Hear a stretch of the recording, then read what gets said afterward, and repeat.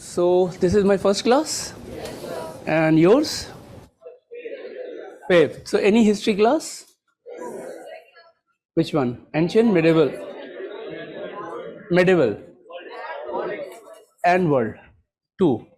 Okay. And what about other part of GS? You have some geography or polity of Ravindran sir, of course, and geography. Good. So you all are for 2025, 26, maybe 27. That depends, right? So let's just have a brief intro. I am Mohammad Tariq and I am here for modern Indian history, particularly freedom struggle, 1880s to 1940s. Right? You got the topic? What is that? Modern Indian history in which national movement or freedom struggle. And my role would be from 1880s to 1940s. You understand the terms 80s, 90s? Sometimes we start from very basic beginning, sometime from midway with the hope you all are graduate, 18 plus. All right. So if my speed is little faster, which certainly would go after a few minutes, be careful that you don't miss any points while writing and while listening. You have to be attentive in taking points, notes, as some of the points which we are going to discuss, you won't get it elsewhere. That is for sure. That is why you have to club three things in the preparation. So first you write what should be the sources for this topic which we are discussing, and the topic is freedom struggle. No, what I said, it is a one part of modern India. I am not taking all parts, because modern India would generally start from mid of 18th century, 1740s, 50s, like Plassey, Buxar, from that point. So that part my other colleague would take. From 47 onwards also some other colleague would take. So we have divided our areas so that you get very specific, intense topic and from varieties of faculty. Now in this period, you would get this struggle of India, also known as Indian. Keep writing and make sure you have a separate copy for each faculty. And you would get schedule in advance. Sometime the schedule would change in short notice, but this is like my experience says 10% in the entire year, sometime even less than that. But even that short notice would be 24 hours before. Very rare it would happen that same day. That means you have enough time to bring the copy. That is my point. Why it is so? Because when you're writing the note in the same note, you can see the chronology. And subject like history must be read in chronology. So when we discuss 1880s, I will not jump to 1920s quickly. I would start from 1880s, 90s, likewise. It's like this. If you watch Bahubali 2 first, and then watch Bahubali 1, I hope you understand what problem you would have. So all the subjects has certain chronology, and the teacher would themselves guide you how to study geography, how to study this economy, science text. So they have made their own chronology according to syllabus, UPSC question pattern, and according to audience, because audience here is general. None of you studied history after class 10th, that I presume. Few of you might have studied in graduation, very few in post-graduation. Am I right? But even if you studied in college and university type exam, since I taught there also for so long, so I know, okay, what is the difference. So I was teaching in the same day a department and IS coaching in the same campus, but the orientation would be different. So here in UPSC, applied question is asked more and more, which is relevant to our society, country and world, and direct correlation between what happened and what is happening. For instance, giving you 2-3 examples of modern history which they asked in the last 5 years. And you must see the questions of last 10 years regularly. One question was asked, without Mahatma Gandhi, the freedom struggle of India could have been somewhat different. This was one question, 250 words. Another question was asked, Gandhi's relevance in 21st century. Now this you won't find any book, any material anywhere in the world. And even if you give this question to Mahatma Gandhi, he would struggle because Gandhi died in 1948 and the question was Gandhi's relevance in 21st century, and 21st century start from 2001 and the question was suppose asked in 2018. So Gandhi would say, I don't know what happened in 18 years and what is my relevance in modern world, but you should know that what is relevance of Mahatma Gandhi. This last year in 2023 in your paper 4, Ethics and Morality, there was a question, Gandhi's and Tagore view on nationalism. Gandhi and Tagore's view on nationalism and education and your opinion on that. Have you noticed what they did? Gandhi's nationalism, Tagore's nationalism, and then how much you agree, how much you disagree, because today nationalism is the hottest topic in India, America, Indonesia, Pakistan, Turkey, Brazil, what is called right wing, America for American. You know this? Atmanirbhar Bharat. You know this? Boycott China. You saw this? Now all these are what? These are nationalism. So UPSC is famous for connecting a topic which had happened and what is happening, because an administrator must know the issues of the country. And unlike in academic world where you research something which may be only relevant for certain people, administrator must study topic which is relevant to current administration. And that makes this exam both challenging, interesting, for some difficult. For many teachers I saw it is difficult because they don't read newspaper. They don't read good articles, they don't read new books, they don't watch teleserials of documentaries, not Ekta Kapoor type, right? They don't watch good movies of history, of economy, of science, and they don't discuss. So they would struggle in teaching. Similarly, student would struggle if they just read book. If you don't add value with material, with books, with magazines, newspapers, and even some good programs on television or YouTube, or some discussions and interviews of some prominent people of India and world, some retired IAS opinion, some IFS opinion, some IPS opinion on various topics, which is part of your GS, essay and interview. That's why this exam would never allow you A, to be bored, B, to be complacent. You get my point? And it would always keep you at toes. Means you have to work. So your schedule in the next 1 to 3 years are going to be very hectic, perhaps maximum ever you imagine, because you have to read 2-3 hours newspapers. You have to read lot of materials provided by coaching, and each subject teachers would provide their own handouts. You would get 2 days handouts, I think after 2 hours. So my handouts, I have made almost 11 or 12. You have to use it smartly. So first is class notes.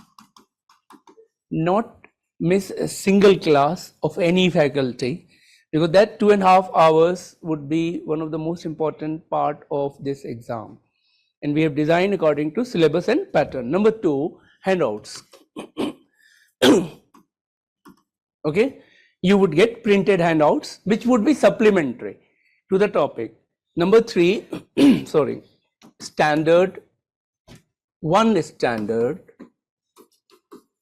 textbook. Now, there are plenty books written in history and modern history. You have to choose one, but very smartly. Now, the most favorite book for historians is India's Struggle for Independence, edited by Bipin Chandra. Edited means there are more than one author. One was editor. So 4 more authors like Aditya Mukherjee, Mridula Mukherjee, Ken Panikkar had added each one their chapters, and one man, Bipin Chandra, edited their chapters also, published in a book. The publisher is Penguin India Limited. Make sure when you purchase a book, 3 things should match: title, author, publisher.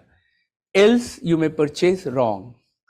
So this is a general basic rule that whenever you purchase a book, the 3 things which we suggest must match, because with the same name, 2 books may be available. Same author might have written 5-6 books, and one publisher would obviously publish thousands of books. You understood this? Now after this, you don't need actually any other material, ideally. Now what you have to do after reading this, you suppose we are going to discuss chapter 1, okay? You read chapter 1 from my class notes when you go back.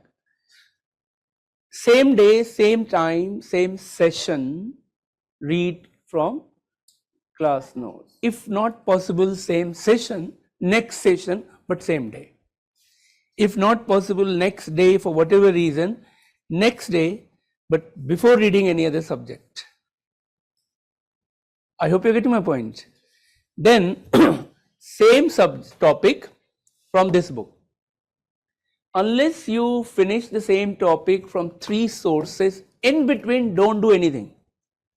I mean, don't read geography, don't read economy, don't read polity. Have you ever seen a doctor while operating a patient in OT? Offline, online, video, etc. Now suppose a doctor is operating what is called bypass surgery and heart is open, 2 hours, because it takes 8 hours. So after 3 hours he would watch, अरे यार कुछ काम रह गया, अभी आता हूँ घर से. Would he do that? Or he would take बहुत emergency phone call आ गया है and he would go. Would he do that? Or भूख लग रही है. None of the act he would do, and many doctors I know personally as well as through profession, for 8 continuous hours in OT. Some of them are so tired that when they come out, it's like they are coming from Kargil war, honestly. Because one mistake, patient could die. So his attention is so high at that time that she or he cannot, entire team would remain in OT. You ask any friend or relative who are a doctor. Are you getting now? What is the point? Perfection. Here it is called photo finish. You can't take any chance. Now IAS exam, the moment you start preparing with that kind of intensity, you would never miss question MCQ or subjective or objective. So when you are reading, suppose Government of India Act 1919, okay? So suppose I told in my class notes about it, you would get something in my handouts. You would get from one standard textbook. You read in the same session or same day or next day, right? Some chapters may be big, so it's not possible in same session, but next day possible. So what is the advantage of reading this chapter in this way? Can you think? Advantage number 1. Come on. You read it this, same from here, same from here, same day or same session. What is the advantage? Yes, online people you can write. And it would help you in both subjective and objective way, right? We are here for both, not for PT. Prelims is not an exam. It's a rejection center. Are you getting or not? This is told to me by at least 2 former members of UPSC and 1 UPSC chairperson when we invited them for mock interviews and lectures. It is basically a rejection center because 5 lakh would appear and 4 lakh 90,000 would be rejected. So 10,000 would be not actually selected, but rest they have rejected. And this was introduced in 1979, and I met the man who introduced. He was former governor of Haryana and West Bengal, and before that UPSC chairperson, Mr. A.R. Kedwai, and he introduced it. Before 1979 till 78, there was no prelims because the number of candidates was hardly 80,000. But 80,000 itself was very big to check manually those copy, and many of the students were non-serious, as he told, that half of them would not appear in the next day exam, but they would fill the form because form is cheaper. So then the government decided that it's a waste of public money, then it's take too much time of checking so many copy. So they introduced this what is called a screening center, so that they reject non-serious candidate. That was the first objective of non-serious. So what they did, they asked simple GK question, not GS, GK. I saw the question of 79, 80, 81, 82, 83, 85, and it was like, who built Qutub Minar? Which gas is called laughing gas? Who can donate blood A to Z or A to O or O to B, etc.? You understand this? And those questions would, when you see, you would wish, Kash मैं उस वक्त पैदा हो गया होता. Are you getting now how simple the question was? But GS question became challenging from 1990s. And 1990s onwards, GS question standard is going so high that now this exam itself is an exam, which was originally a rejection center. Now the biggest challenge is how to clear prelims. But still, even if you clear the prelims, what is the point? I know personally many students who cleared 3-4 times but never cleared main. And at least half of them who write main are those who have cleared prelims twice or thrice or 4 times but would not make it. So the real exam is main. 85% weightage is main. 15%, less than 15% is weightage to interview. So that means interview is also very important. You can't take it lightly. So we will be discussing both main and prelims. So tell me the advantage of reading this way quickly. But conceptual clarity, I would try in my level best to clear in the class itself. If I cannot do conceptual clarity of a topic, I have no business to be here, to be honest. Am I right? In fact, that is the key duty of any teacher. Of any topic, conceptual clarity must be cleared in the classroom itself 100%, not 99%. You understand this? So tell me some other thing. Let me read. Comprehensive coverage is a very loose term.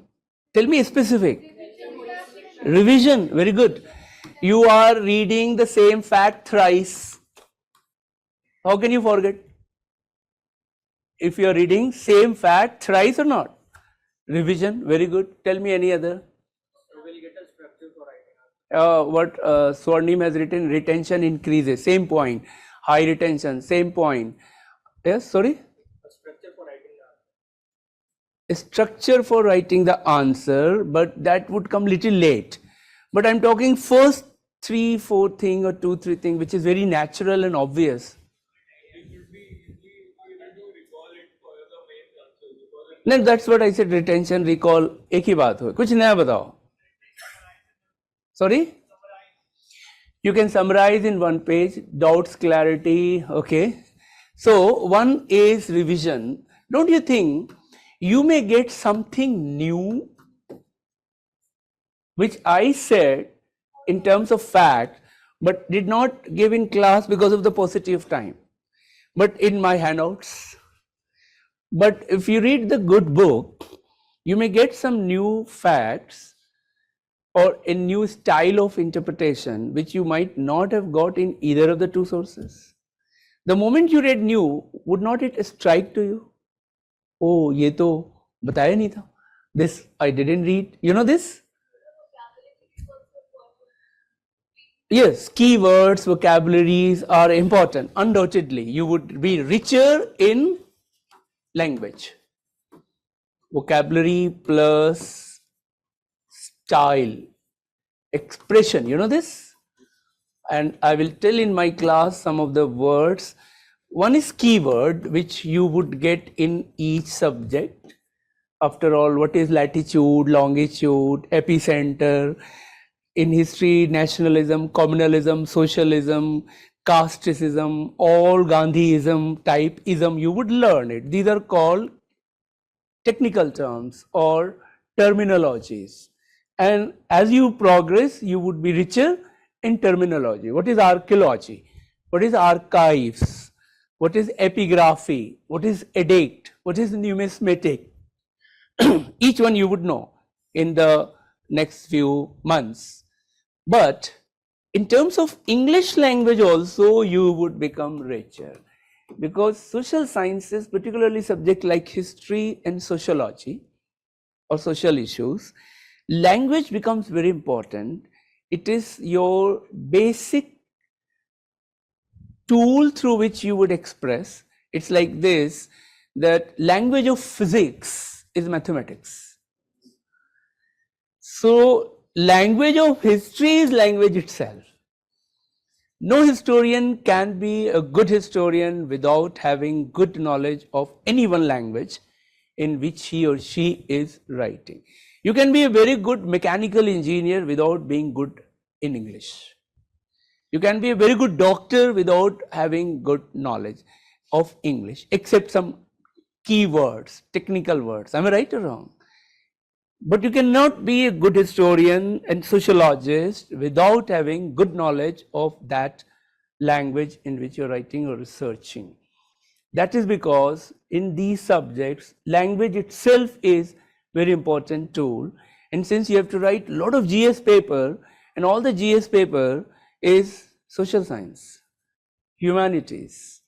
So in the next few months, you have to improve your language through newspaper, through good books, through article, maybe movies, maybe interviews, so that your vocabulary become richer and richer. And some words, when you choose, are so important that there is no other alternate of that word.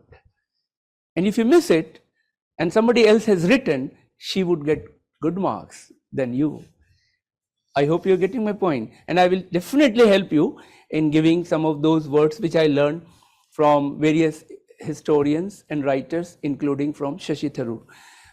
Are you getting or not? Since he is experimenting with a lot of words and his English has become very famous in the last 20 years in India. So there is, of course, two classes of English in India. One is Shashi Tharoor and one is Chetan Bhagat. Are you getting or not? So you have to come somewhere between Chetan Bhagat and Shashi Tharoor. Please don't mind Chetan Bhagat if you are hearing my lecture. क्योंकि लोगों को बुरा लग सकता है ना, but his English is also good. I have read that Half Girlfriend. Okay, so that is what Three Idiot, Half Girlfriend, One Night at Call Center. You know, these are very popular selling novels, etc. Yes, please.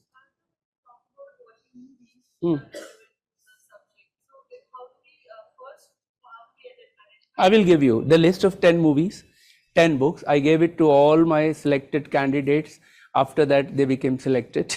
I mean, that is not the reason, but that definitely helps, including my toppers, 2022 topper, Shruti Sharma. And since she was from history background, so I recall what we discussed. And in my university, in fact, we showed some movies also deliberately and gave some tasks to have a review on the movie, to have a review on the book like Third Pillar of Raghuram Rajan. Okay, and he wrote a recent book also on economy. These are very relevant part. So I will tell you how to use the movie serials effectively for your different GS, essay and interview as we progress. Don't worry. There is one very important outcome of reading like this. I would love if you can notice. You know, one is revision, one is something new, one is, as she said, richer in language as well as, you know, vocabulary, etc. One very important thing you may get, and certainly you would get, that I know. Sorry? Different perspective, that is true, you would get it certainly. Other than that,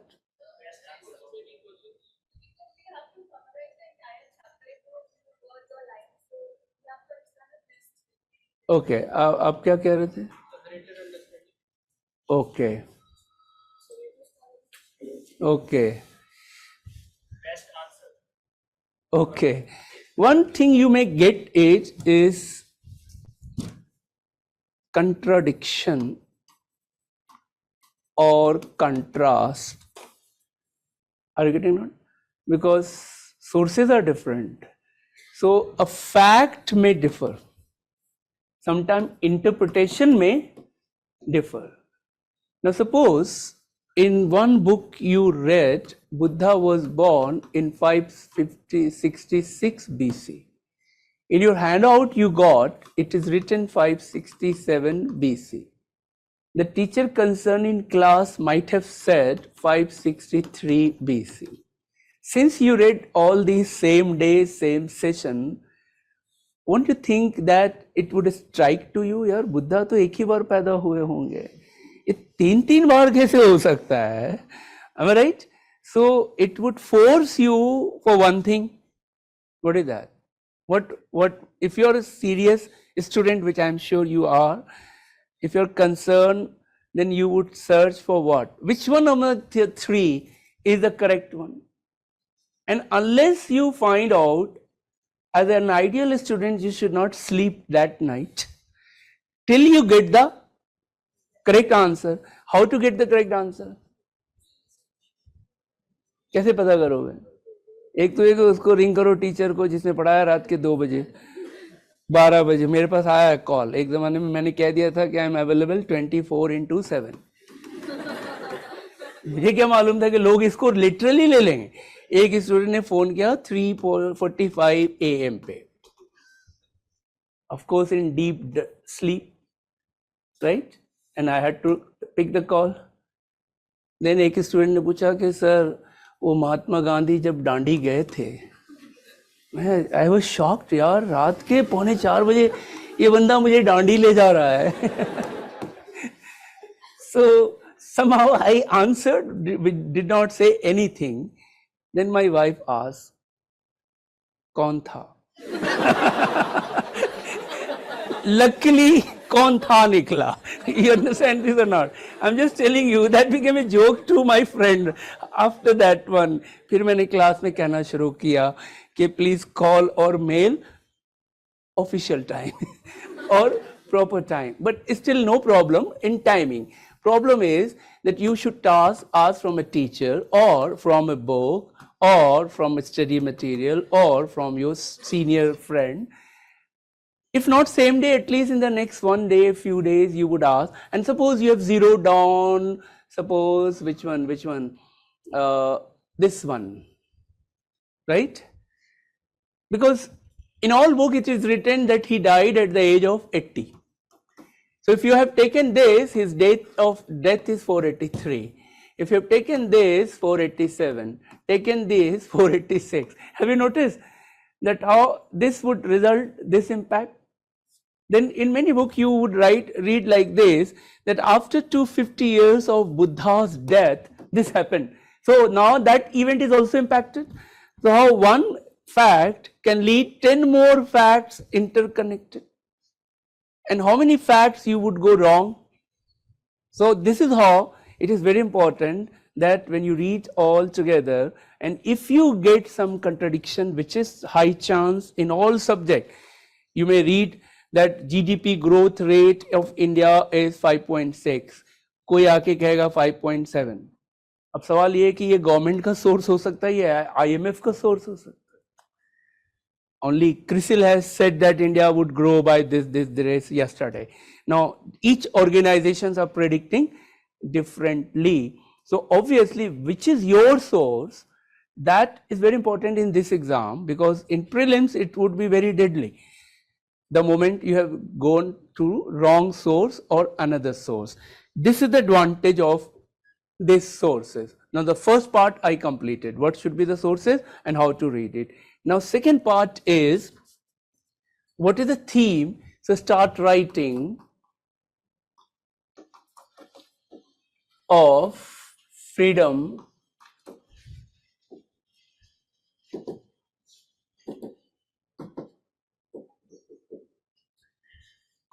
struggle of India, 1880s to 1940s. First theme, nationalism.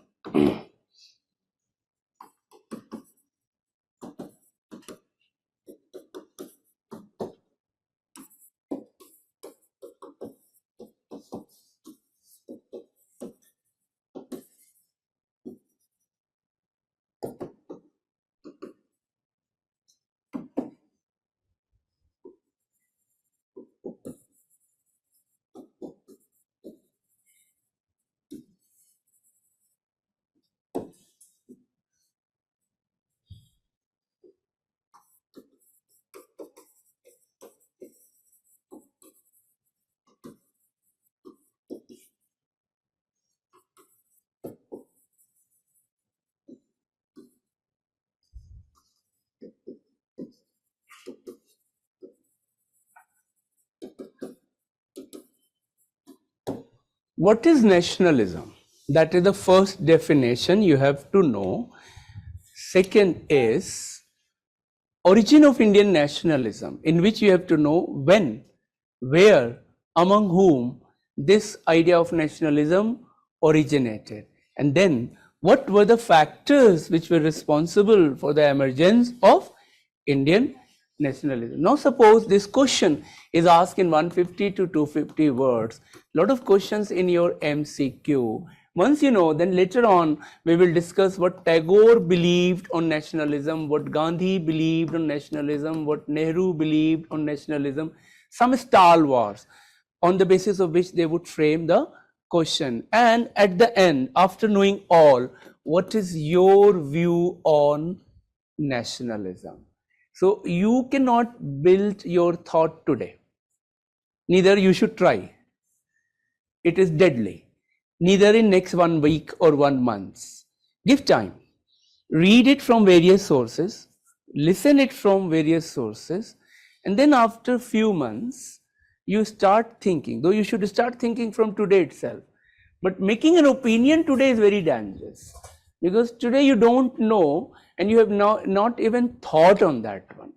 So you must give some time, and these types of questions are thinking based questions. So listen some of the keywords which we will use in the classes, of course coming from varieties of sources and experiences. One such keyword here is, in UPSC there is no reward for quick answer. There is a reward for correct answer. You're getting my point. So in prelims, you would get enough chance in terms of hours, 120 minutes for 100 questions. Now, since I have been involved in making all the questions and various exams, so I know it is more than enough. जैसे कुछ exam होते हैं in which the time is always a problem. For instance, if some of you had been in SSB, Army Civil Selection Service Selection Board, so in the first day of the test, what is called a screen out, they give you 60 situation reaction tests, 60 word association tests, and 61 more called thematic tests, 15. But they would always give you very limited time. For instance, 15 minutes and 60 questions. Are you getting now? 15 minutes, and so hardly any student finishes. Maximum 52, 54, and your time is up. But that too when you are very good in speed. Similarly, in CAT exam, speed becomes very important. Again, you would get less time and the calculation is too much. So per question, speed is problem. Nowadays, this problem is coming in CSAT. For those who do not have good in reasoning maths, and another those who do not have good in reading comprehension, because they read one passage and then they forget, and then they read again, and there was only one question. So you read 4 line, 5 line, 6 line, and then you forget what is the story and you come again. So it takes a lot of time. But in GS, the question is not too long. And if you know that while reading itself, you know that कि I can answer this or not. Halfway में पता चल जाता है कि मेरे बस का है कि नहीं है. And when you see sometime for option, you can say, yes, I know. So what I'm saying that in this topic, you have to know this detail for this type of exam and this type. That is the first theme. Write down my second theme. Formation of INC. What is that? Indian National Congress. Different theories.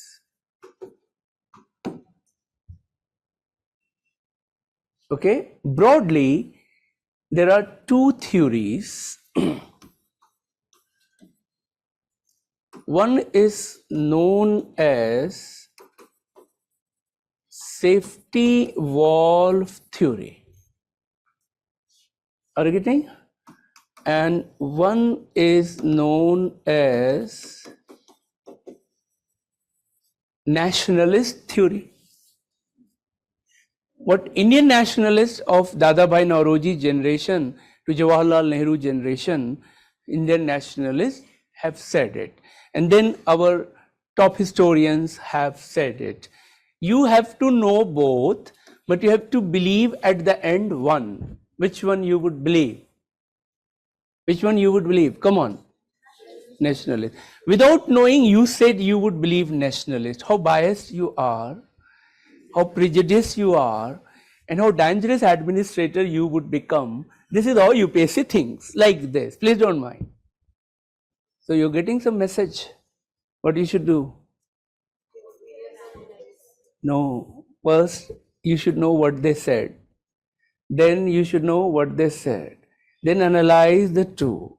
And then based on your judgment, intellect, you decide which one is correct. Maybe partly they are correct. Maybe partly they are wrong. Are you getting not? You have already judged कि ये अपने हैं तो सही होंगे, ये गैर हैं गलत होंगे.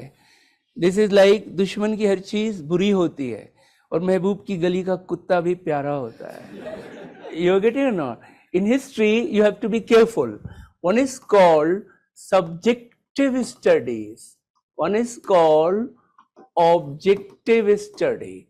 What you did, subjective study. You first decided and then you are finding the details. Objective study means you first study it objectively without preconceived idea, biases, and then based on its merit and truth, you conclude. This is what you basically expect in your answer, because if you are an objective person, you would be a good DM, a good SP, or good foreign officer.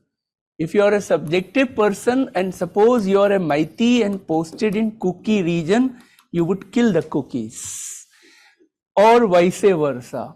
If you are objective person, even if you are mighty, even if you are cookie, you would not think as a mighty and cookie, you would think as an officer as per the law. You're getting my point or not? Now, this is what this exam becomes very interesting and challenging, because beyond a point, the answer right and wrong does not mean. Entire paper 4 is like that. It's not based on what is right and wrong. Both the side can be right, both the side can be wrong. But you have to take a decision.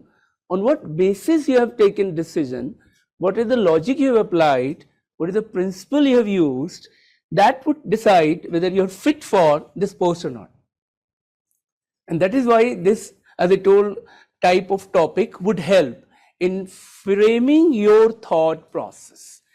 Now, many of you I know coming from technical background, professional background.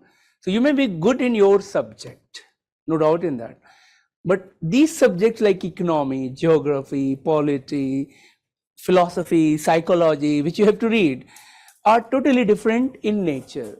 So how to handle these subjects, that is the part which hope you would learn in the coming months. So I hope you getting these two different theories. Right now, you don't know anything about this and you don't know anything about it. So they may give a question, give a statement, and then they say, would you agree?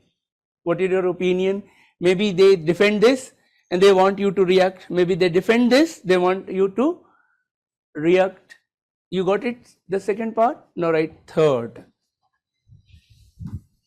The moderate phase of INC 1885 to 1905. So the first 20 years is called as moderate. This topic I have divided under three headings. Objectives, oblique, demands. In the first 20 years, what were the demand of Congress from British? What they were asking broadly. And you would get 6-7 major demands. B,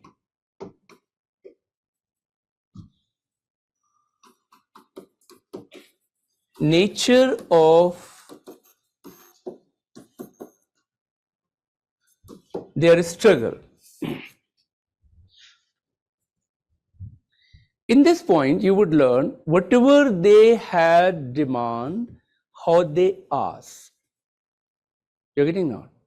Same demand, different people ask differently. For instance, some people come at Jantar Mantar, protest and demand. You saw some players came and demanded from the government. This is one way of demanding. Some people like Naxals, they don't ask, they blast. Have you seen that? So that is also a method of their protest. So you would find in India all type of protests on record which you saw in the world. वो Palestine Israel वाला भी है. Bhagat Singh and Subhash Chandra Bose fought with gun. You know that? Gandhi is famous for his Dandi Yatra type. In between also you had like moderates who would neither be Gandhian nor be Bhagat Singh. Extremists. You had it Lal, Bal, Pal. Then you would find the peasant movement is different. Industrial workers asking different. So we, because of the complex society and vast nature of the society, different nature was used in the struggle. And since in freedom struggle you would find plenty of struggle, so you would find plenty of differences also. Third, what were their achievement, role, contributions,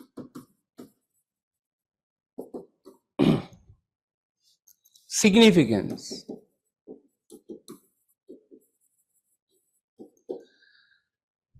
So did they achieve what they wanted, or in the process they achieve something else? That something else is also important, which may not be in their mind in the beginning, but in the process they achieve something which is relevant. These are the 3 points under which this topic should be prepared. So when you take a topic, first you should determine that what in this topic we must read, so that I should not miss a question whether objective or subjective type. In the syllabus given by UPSC, the size of syllabus is very small.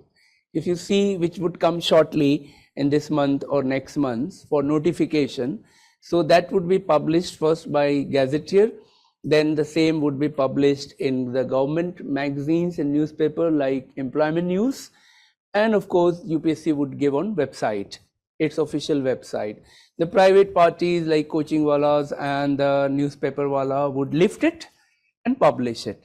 So what I suggest and we suggest, you read the syllabus carefully, each part of GS and your respective optional carefully, and read the wordings of the syllabus, because the teacher who would frame the question, they get two things from UPSC.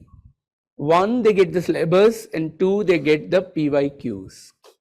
So each teacher, when suppose he is a history faculty, he would see what is written in freedom struggle part of syllabus, and he would stick to that words line by line, and the last 10-year, 15-year question.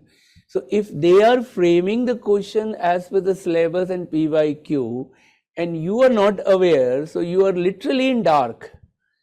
So these are some of the fundamental rule of this exam, that the syllabus and the PYQ must be on your table. PYQ is published by a lot of publishers. You have online soft copy, hard copy, you take it in whatever form, but it must be readily available. So these are the first three topics. Next I will introduce as we progress. Let's start first today. Which one? Which one?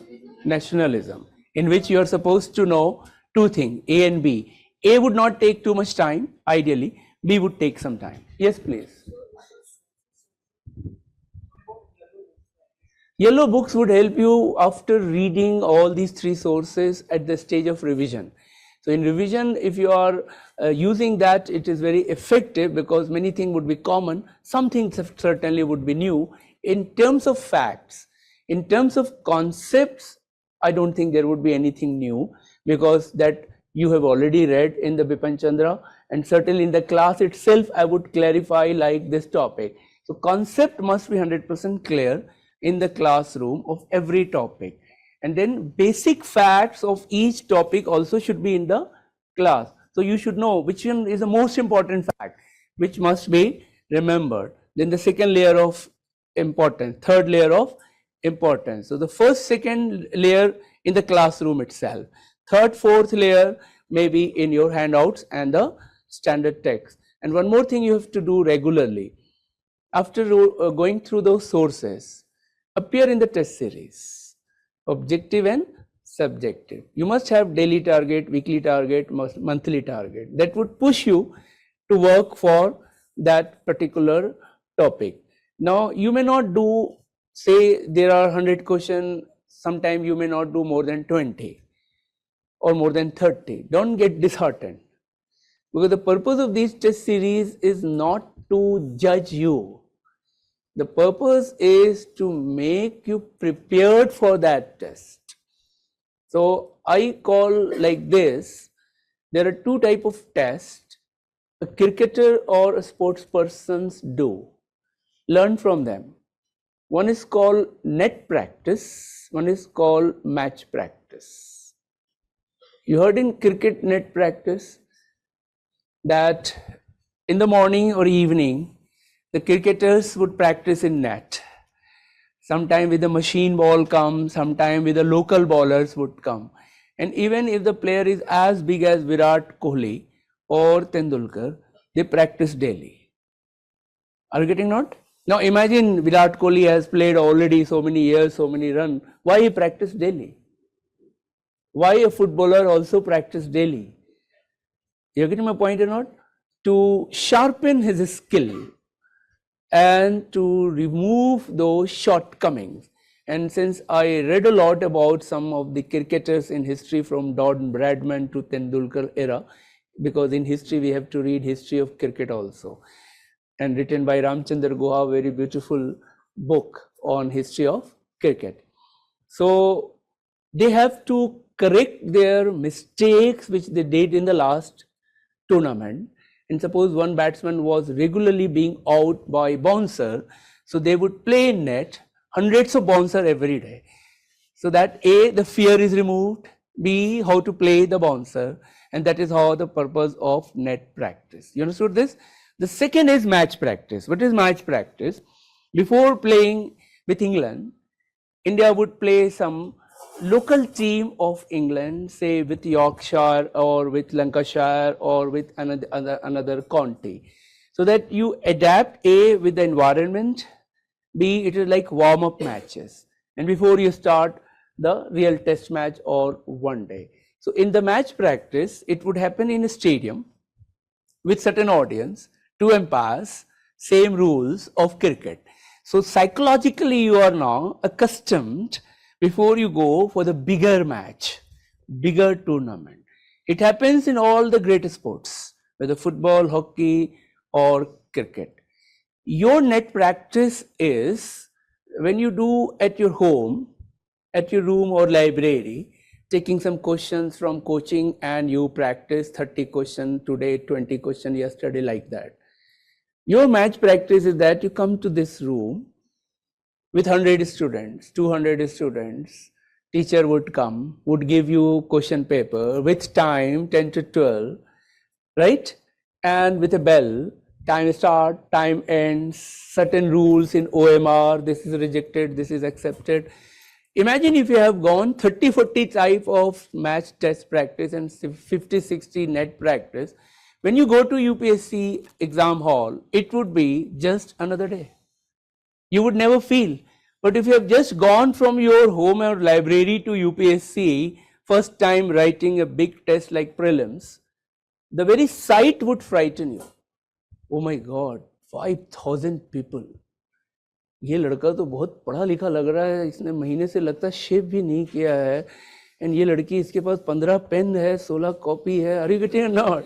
You remember in your college days when you started writing answer, after half an hour somebody, sir, extra sheet, and you looked, oh my God, extra sheet, अभी तो मेरा शुरू ही हुआ है, and he has already finished it. So this frightenness would not come if you have gone through what? Match practice, net practice. You know this? You understand this? Since I have done it already to many of my students and I conducted hundreds of such tests, and many of my students told me that sir, wo wala prelims UPSC wala was much easier than this wala. So that is a good news. If UPSC exam test becomes easier than our test, the purpose is to make sure that you don't fail there. Without net practice and match practice, you would struggle. Even for online people, I suggest at least twice or thrice you come to Vajiram Hall and feel the heat, right? Because, you know, when you are at your room, you are in comfort zone. देखता है तू फकत साहिल से रज़्मे शेरो खर. कुछ समझ आया? कितने गरीब हो उर्दू में. You are seeing from the fence, Sahil is shore. Are you getting now? You are looking in the midst of ocean what is happening from the shore. That's the meaning. देखता है तू फकत साहिल से रज़्मे शेरो खर, कौन तूफान के तमाचे खा रहा है, मैं कि तू. You are looking from the fence. Who is facing the storm of ocean? Me or you? So storm of ocean, you can only come and see inside the ocean, then you feel what is the typhoon, rather than commenting from the fence. This is what I said for online people, so that you at least come 3 to 4 test series, even if you have to come from Chennai. I would not mind. We have a branch in Chennai, well said. Okay, now write it down. First point, nationalism is a modern political ideology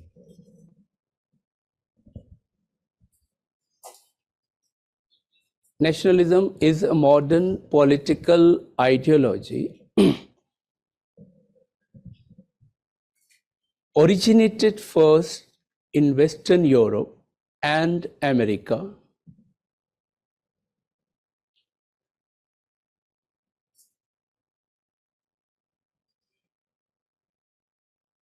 based on patriotic feeling,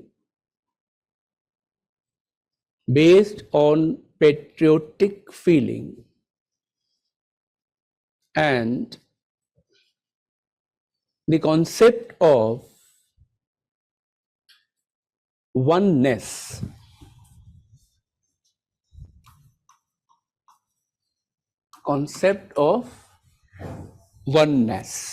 Point number 2. I'm breaking this point so that your read becomes simple, and in each such para you would get new points. When you revise, it would be easier to remember. That is my purpose. Point number 2. In nationalism, people identify themselves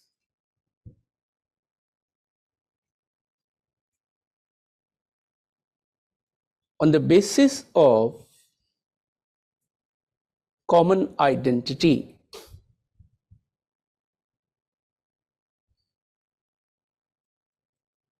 Which could be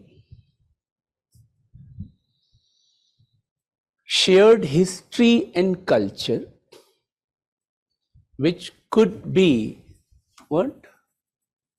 Shared history and culture,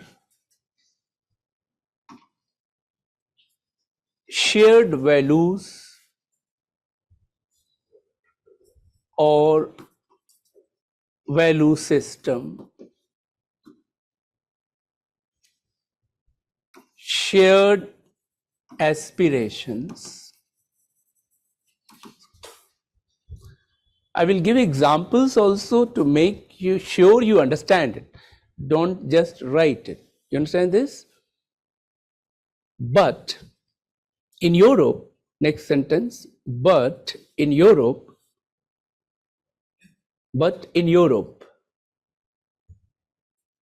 it was based on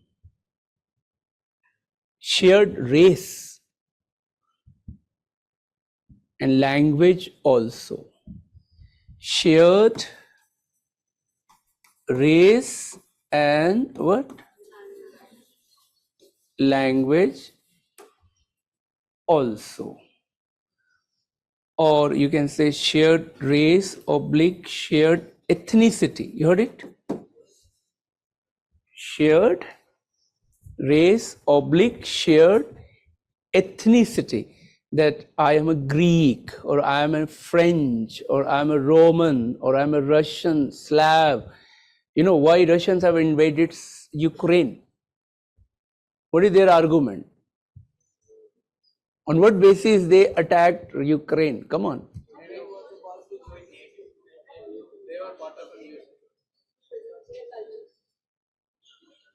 Okay. So that means you don't know. Sanskar has given partly correct, because those two provinces of Ukraine, Russians claim they are from the same Slav race which Russians belong, and due to World War I and II, they got into Ukraine, and post 1991 Ukraine was separated, so they said कि वो तो हमारे ही लोग हैं, country गलत है. Have you heard Greater Naga movement in Northeast? Greater Naga movement सुना?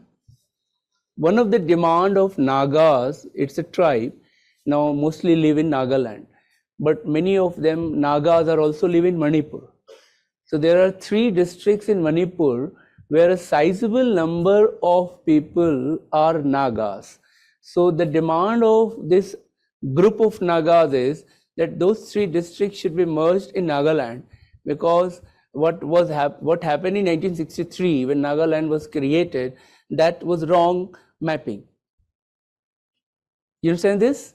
You know, in 1953, when Telugus were asking for a separate state from Tamil, which was called Madras at that time, so they demanded that Madras should be given to Telugus. The Tamil said no, it should remain with Tamil. The problem with the government of India was that in Madras, 60% almost were Tamil, but 40% were Telugu. So in many parts of Madras city, Telugu population were in majority. Same problem came in Bombay. When in 1950s, the Marathis said that Bombay should be given to Marathis. And Gujarati said no, it should be given to them, because Maharashtra and Gujarat was one province at that time. You're getting now? But a lot of people from North India and South India living in Bombay, like this film actor walas, like this industrialist wala, they were not from Maratha, not from Gujarat. Say Amitabh Bachchan is from Allahabad, Dilip Kumar Raj Kapoor from Sialkot, Pakistan, Kishore Kumar Ashok Kumar from Calcutta, Hema Malini from Tamil Nadu, Dharmender from Haryana, Punjab, Shah Rukh Khan from Delhi. I'm just giving you the origin of these actors from different parts of the country. So that group at that time in 1950s, they wanted Bombay should be a union territory because that would benefit them. Like Chandigarh, like Delhi, because these are cosmopolitan, so it would benefit rather than if they goes to Marathi. So this ethnicity is very common issue in the world, including our own country, and based on which our states were created. And it was not only language.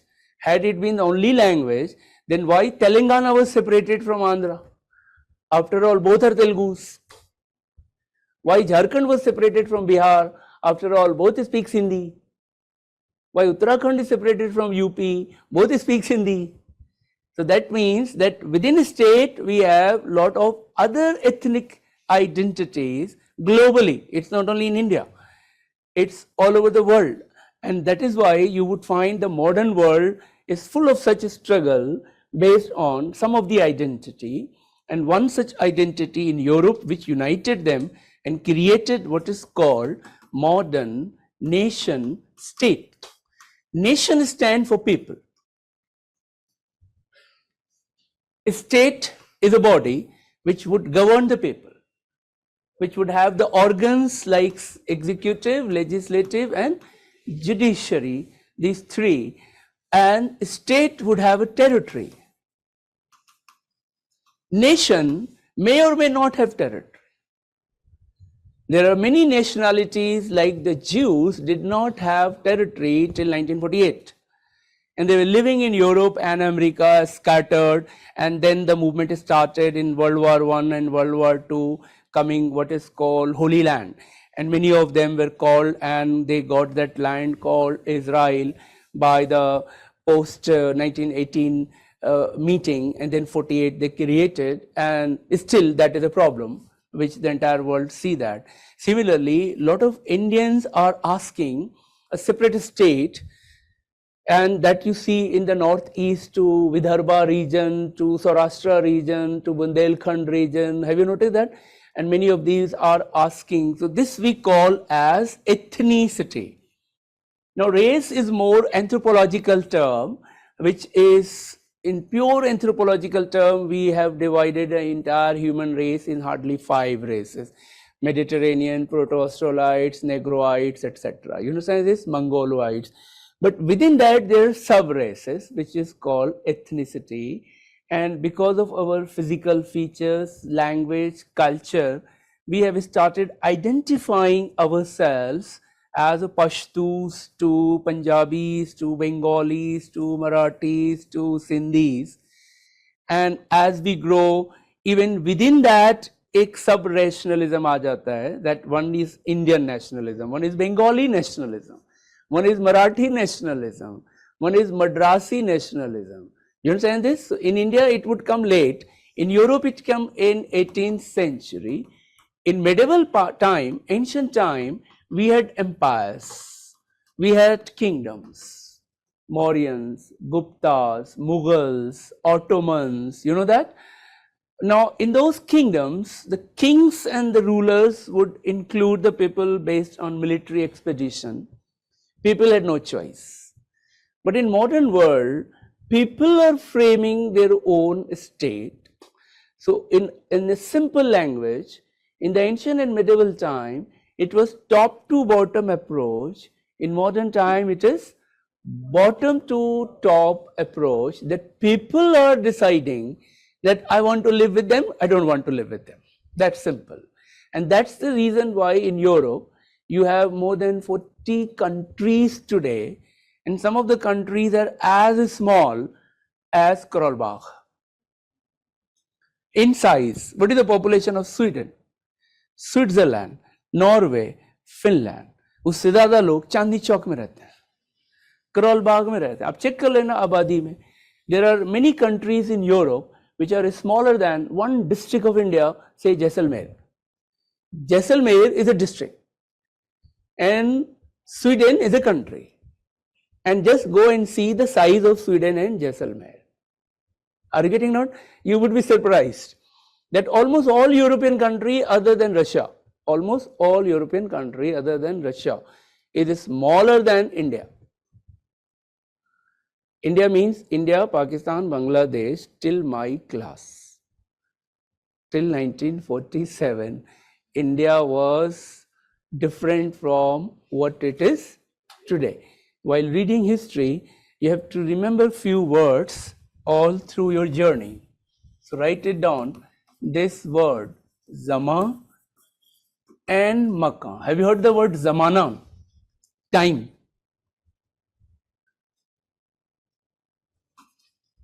And space. We are moved by time and space. You study astronomy, astrophysics, or you study history. So India of 1870s, 60s, 80s is different from India of 2024 in your thought, in your size. Today, Bangladesh, Pakistan is no more part of India. I hope you know that. And if you see the map of Europe, how it changed from World War I to World War II to Second World War to post-globalization world, and the maps are continuously changing. That is why you must keep in your mind what is the time in which you are talking and what is the space. You are in 2024. So you would think as per your current level of consciousness. You heard the term. A beautiful word in Sanskrit, Chetna. A beautiful word in Urdu, Shaur. So you have Chetna and Shaur or consciousness of 2024. But Dada Bhai Nauroji was living in 1860s, 70s and 80s. His Chetna was different. It is like this: when you were in class 5, and then you came in class 10th, and then you came in college, was your level of Chetna same or different?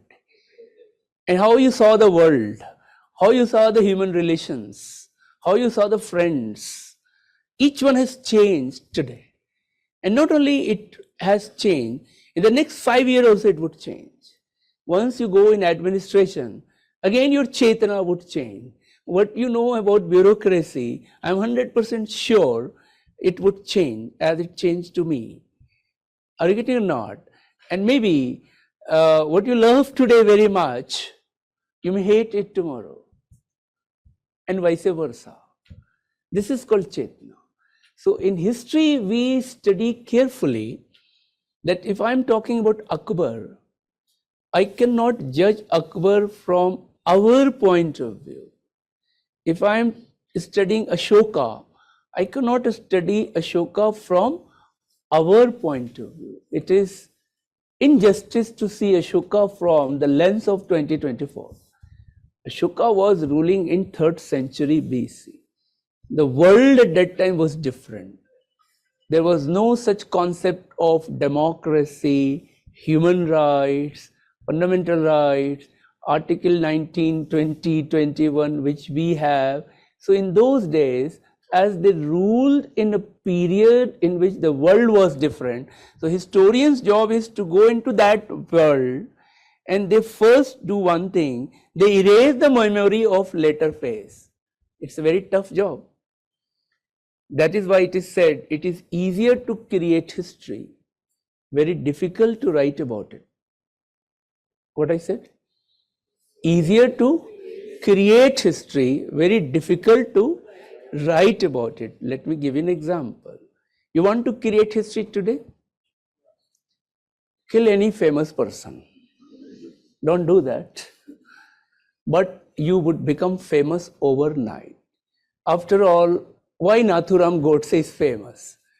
Tell me the only reason that he killed Mahatma Gandhi. So he became famous, he created history. But can you tell why Nathuram killed Gandhi? After all, such a man who never harmed even an insect, why he was killed? To understand, you have to understand the mindset of some Indians who hated Gandhi. Are you getting my point? And that mindset has not ended. Even today, that mindset exists. After all, Nathuram Godse is still hero in certain section of people and is still praised. But we have millions of followers of Gandhi in India and world. Barack Obama told in an interview that in his official room, White House, he had only two pictures, one of George Washington, one of Mahatma Gandhi. Can you imagine? American president, the most powerful man on earth. Now, if he believes in Gandhian values, that means Gandhi is global, undoubtedly. After all, Nelson Mandela wrote in his autobiography that it was Gandhi who inspired him. After all, Aung San Suu Kyi, who got Nobel Prize, she told, Dalai Lama told. I'm talking about the global leaders, how many people were inspired by Mahatma Gandhi's thought. And of course, our own India, how many leaders from that time till date inspired by Gandhi, common people. But there are opponents also of Mahatma Gandhi in his own lifetime. Some opponents like Jinnah left Congress, some opponents like Bhagat Singh left Congress or Gandhi, Subhash Chandra Bose also left Gandhi. You understand this or not? So opponents were there in his own time, but of course, not to that level that any of the name which I mentioned were planning to kill Gandhi.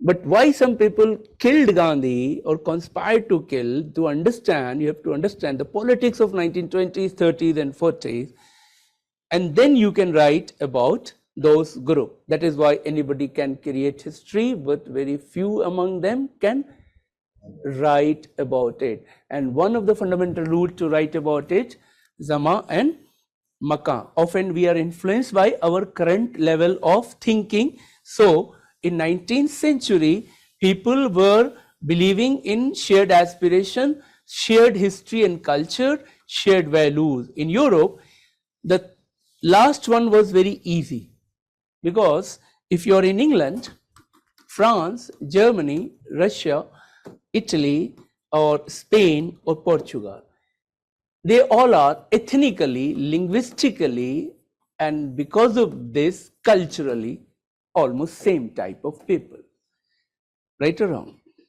Italy में सारे लोग pizza ही खाते होंगे, and Germany में burger खाते होंगे. England में everybody speaks in English language. Of course, there are variation in English also, and that depends from Ireland to Scotland to England. The variation I noticed first time during cricket commentary, that Sunil Gavaskar told that your English is different from Geoffrey Bycott and his English is different from Tony Blair, Tony Gregg, all these great commentators. Like Geoffrey Bycott would say this word very beautifully, and then Gavaskar told that this is accent only in that part of England. You know, for us, entire England is same. It's just like this. When you speak Hindi, some people can find out, are you from Eastern UP or Western UP? Are you from Bihar North or Bihar South? Are you from Western Rajasthan or Haryana? With Hindi, in Eastern UP, ka bhaiya. In Western UP, kya bhaiya. Are you getting it? In Eastern UP,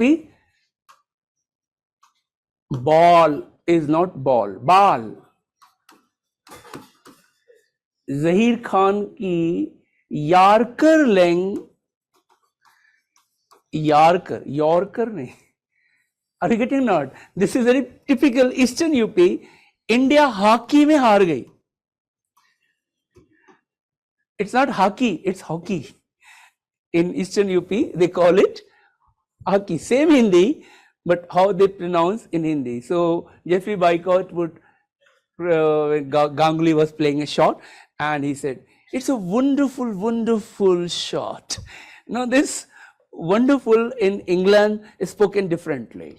Now this is what I'm saying, that minor differences are there, but overall major similarity, they all are from the same race, same language, and same ethnicity. So they created in the 18th and 19th century what is called modern nation state. Now in India, the problem was plenty. One, the size. and one, the diversity. Now, unlike in England, France, and Europe, we don't have one religion, we don't have one caste, we don't have one language. Within language, we don't have one dialect. And we are from different stocks of races in the world since ancient time. So the first question emerged among the leaders, are we nation or not? You get my point? That debate is still going on.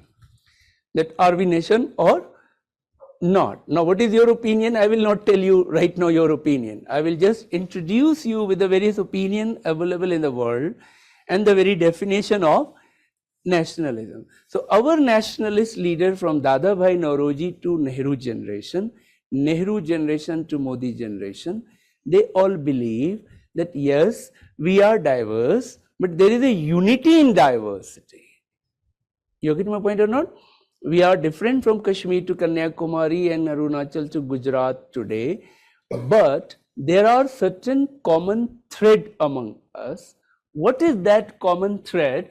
It is best reflected in these three sentences: shared history and culture, shared values and value system, shared aspiration. I will give example from each of these three to make you understand, so that when you write, you should know what I am writing.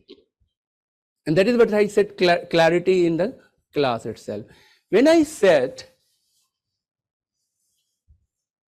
why I killed Gandhi? Okay, yes, he has written a book, good. When I said, क्योंकि मुझे लगा कि वो बंदा अभी तक जिंदा कैसे हो सकता है ना, then I read that first line. Okay, shared history and culture. Let's give an example. You are an Indian, right? From Kashmir to Kanyakumari, Arunachal to Gujarat today in 2024. So, have you heard about Harappa and Mohenjo-daro? Okay. Do you know it is one of the oldest in the world and oldest in India civilization? That you know. But do you feel that it is my culture, our civilization? ऐसा feel आता है कि नहीं आता है? आता है. That is shared culture. You know Ajanta, Ellora? These are World Heritage, very famous Buddhist and Jain and Shaivite caves in medieval and ancient time, right? Do you feel that it is our culture? You feel pride about this one, right? Taj Mahal, Konark Temple. You know where is it? Odisha. You feel कि ताज महल अपना ही है, पाकिस्तानियों का नहीं है, कोणार्क भी अपना है. But do you know, Harappa and Mohenjo-daro is no more in India, it is in Pakistan. Yet we feel connected. This is shared culture. Do you know that Ajanta and Ellora are mostly Buddhist and Jain cave? Majority Indians are Hindus, second largest are Muslims, and yet we all feel Ajanta and Ellora belongs to us. Do you know Taj Mahal is a graveyard of a Muslim woman called Mumtaz Mahal and her husband Shah Jahan, but majority of us in India are Hindus, the second largest Muslims, and they all see Taj as our pride, and even government promotes it. Maximum tourists in India comes in one state, that is UP, and in UP they come for two reasons, that is Taj and Banaras. The third would yet to come, Ayodhya, but that would take time. I am sure it will take next 1 to 5 years, but still if you ask Ministry of Tourism, maximum tourist comes in UP, and the two reasons is Agra and Banaras. And most of the people who come for honeymoon type tourists, their first destination is Taj. And what is interesting, because Taj is a secular monument, though basically it's a religious monument. You get my point? It's a graveyard, and the graveyard is a religious monument. That's the reason the matter of Taj is in the Supreme Court. A Muslim group have filed a case in Supreme Court that it should be given to Waqf Board of Muslims, as all Waqf Board, all graveyard and mosque are managed by Waqf Board. So it was Sunni Waqf Board which has filed the case, right? Then after a few days, Shia Waqf Board also filed the case, and they said Mumtaz Mahal was Shia, Shah Jahan was Sunni. Now Supreme Court are confused. So maybe वो ताजमहल को भी ऐसे करेंगे, अच्छा आधा तुम ले लो, आधा तुम ले लो. Okay, don't take it otherwise. Konark Temple is a Shaivite temple, right? But we take it as India's structure. India's structure. India's structure. This is what we call shared history and culture. What is shared values? We all believe Atithi Deva Bhava. What? Guest is like God. We all believe Vasudev Kutumbakam. We all believe Geo or Jinedo. So there are certain common values which we all believe in India. That is called shared values. Similarly, shared aspirations. India should become 5 trillion economy, 10 trillion economy. India should become this powerful, that powerful. India should build World Cup or that cup. This is what? Shared aspiration. When you have all these, it means you believe in this idea of nationalism. When you believe, no, there should be separate Nagaland country or separate Khalistan country or separate Kashmir country, you are not nationalist. This is our term. But in British time, what was the term? That was the problem. The problem was this, that many Indians were not thinking beyond Bengal, beyond Maharashtra, beyond Tamil, beyond Brahmin, beyond Yadav, beyond Mohammedan, beyond Sikh. So we had hundreds of identities except Indianness. Now you understand this? So the first Indian, you know who was the first Indian who started thinking as an Indian was Sunny Deol. उसकी movie है Indian. So when I was watching, हाँ ये ठीक है, ये पहला बंदा है जो खुद को इंडियन कह रहा है. So you cannot say any individual as first Indian. You can say first set of people who started thinking as an Indian, despite the fact they were also from one religion, one caste, one region. I hope you understand this. So you would find the generation of Dadabhai Naoroji, where that generation which started believing as an Indian in the 1860s, 70s, 80s. And in Calcutta, Bombay, Madras. And among educated middle class. So I gave you answer of 3 of the topic which I said we will discuss shortly. And what was that? When, where, among whom? You get my point? Answer of these 3, of course I will dictate. But what were the factors? What prompted them? What prompted them to think like that? Which could not happen the people who were living in 1857 or before 1857, because that is one of the problem with 1857 revolt. Wait. अगर कुछ बहुत emergency है तो बताओ. Okay. Which one? This one? My previous is almost lost because the sequence is lost. Which one?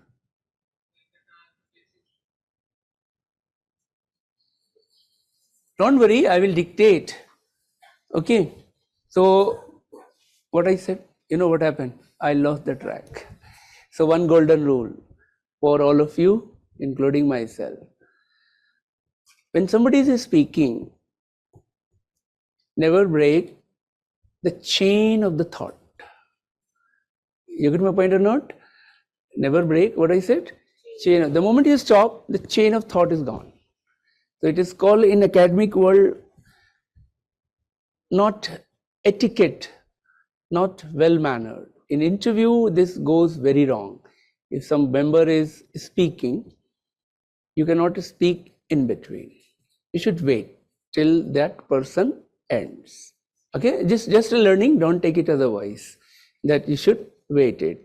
So what I was talking, that our Indian nationalists in 1860s, 70s and 80s, they started believing themselves as an Indian, which did not happen before them, like the generation of 1857.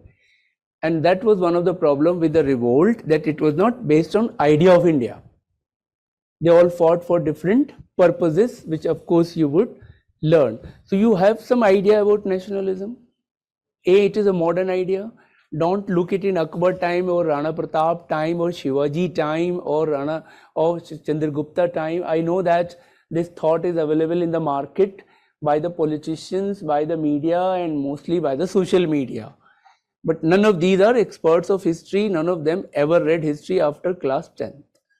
And none of them have a background of history. Ramchandra Guha wrote very painfully, which I can quickly connect because uska pen mera pen ek hi jaisa tha. He said the problem in India is that every third Indian thinks he is an expert in history, especially modern history. So the moment about Gandhi, Nehru, Tagore, Subhash, Bhagat Singh comes, they start writing, thinking, talking from parliament to media to social media. Though their background, academic background may be anything else, he may be mechanical engineer, he may be a doctor, he may be a chartered accountant, and he is talking like an expert on Mahatma Gandhi and did not read a single letter of Mahatma Gandhi. That is a problem with history, especially modern history. Next day, another famous writer called M.J. Akbar, he agreed and he said, it's not only about history. Every third Indian also think he is an expert in cricket. And on remote advises Kohli and Rohit Sharma what to take after toss, batting or bowling. And if suppose the captain decided otherwise and India lost, देखा मैंने कहा था कि पहले batting लेना था, तुमने bowling लिया इसलिए इंडिया हार गई. Then MJ Akbar writes, this fellow had forgotten that they are international player, you were mohalla level player. Your highest score was 40, that too with Bemani. So this very beautifully they were arguing on history and cricket that we believe we have expertise. In my opinion, two more areas in which Indians believe we are very good experts, one is cinema and one is politics. That every second Indians would talk about politics and about cinema and gives comment. In UPSC it is dangerous. Why it is dangerous? Because if you don't know the subject and you are writing, it would be dangerous. So first you bring yourself to a zero level that I don't know anything about this topic. So I have given you first the definition. Now write next point. In India, nationalism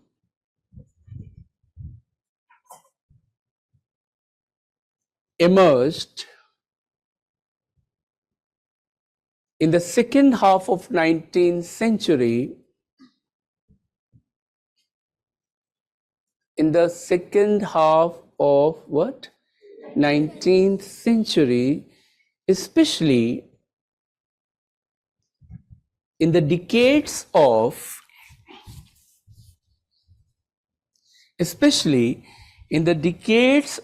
I have written here 1860s,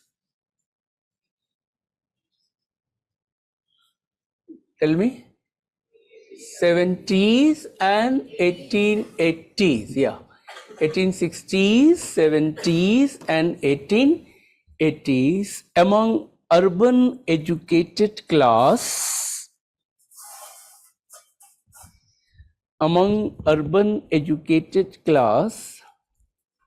of Bombay, Bengal and Madras region.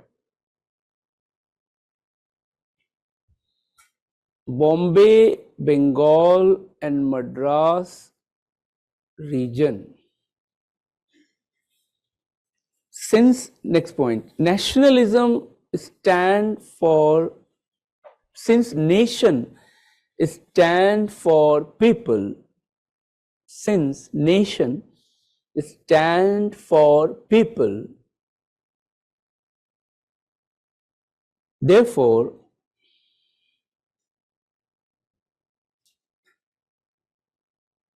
in India, nationalism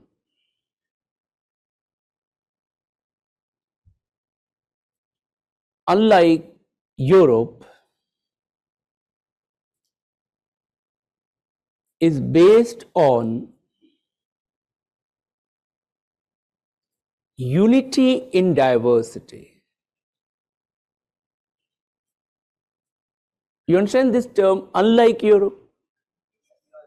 In Europe, they do not have that kind of diversity as we have.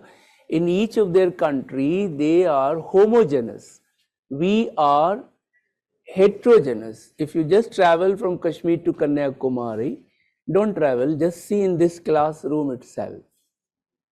And you would find people across the country. That's one beauty of IAS classes.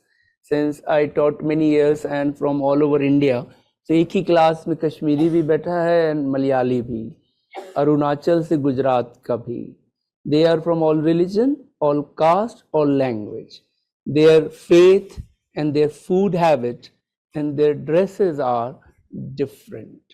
But they all are preparing for UPSC. That is one exam. And all are ready to be posted anywhere in the world, anywhere in country, and if IFS anywhere in the world. Am I right? And I'm sure most of you must have this chetana, this consciousness that 95% chances are that you may not get your home state to work. You know that or not? And I cannot say good luck that you get your home state, because to me that good luck is that you don't get your home state. You understand this or not? The reason is that sometime in the one stage of your life you believe कि साहब अपना हरियाणा है, हरियाणा में मिल जाए, यहीं शादी कर लें, यहीं जॉब हो जाए, जिंदगी set. But maybe after 10 years you regret that I wish I got some other states, so I would have become much more matured in my life. The moment you work in some other culture, you are definitely going to face some initial challenge and you would overcome, and you would be much smarter, much broader and much acceptable. That is the beauty of judicial service, army service, civil service, academic service, creative people, sports person and good businessmen. They all learn from diverse culture, and such person becomes more liberal, more understandable person. And in the promotion, they always have advantage over someone who has just lived in the same place where they have been born and brought up. So in UPSC interview also, they appreciate if a person has not given his home state as first choice. You get my point or not? Though it doesn't mean it's a negative thing. You're right, that is the first point.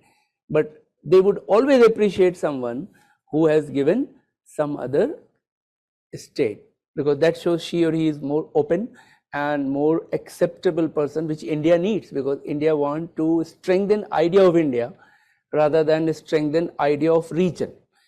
Let me also clarify, regionalism is not bad. You get my point or not? But there is a Lakshman Rekha of regionalism which should not cross. That is what the common agreement. Okay, now write it down. Point number next. Many factors were responsible for the emergence of nationalism. Many factors were responsible for the emergence of nationalism in the second half of 19th century in India.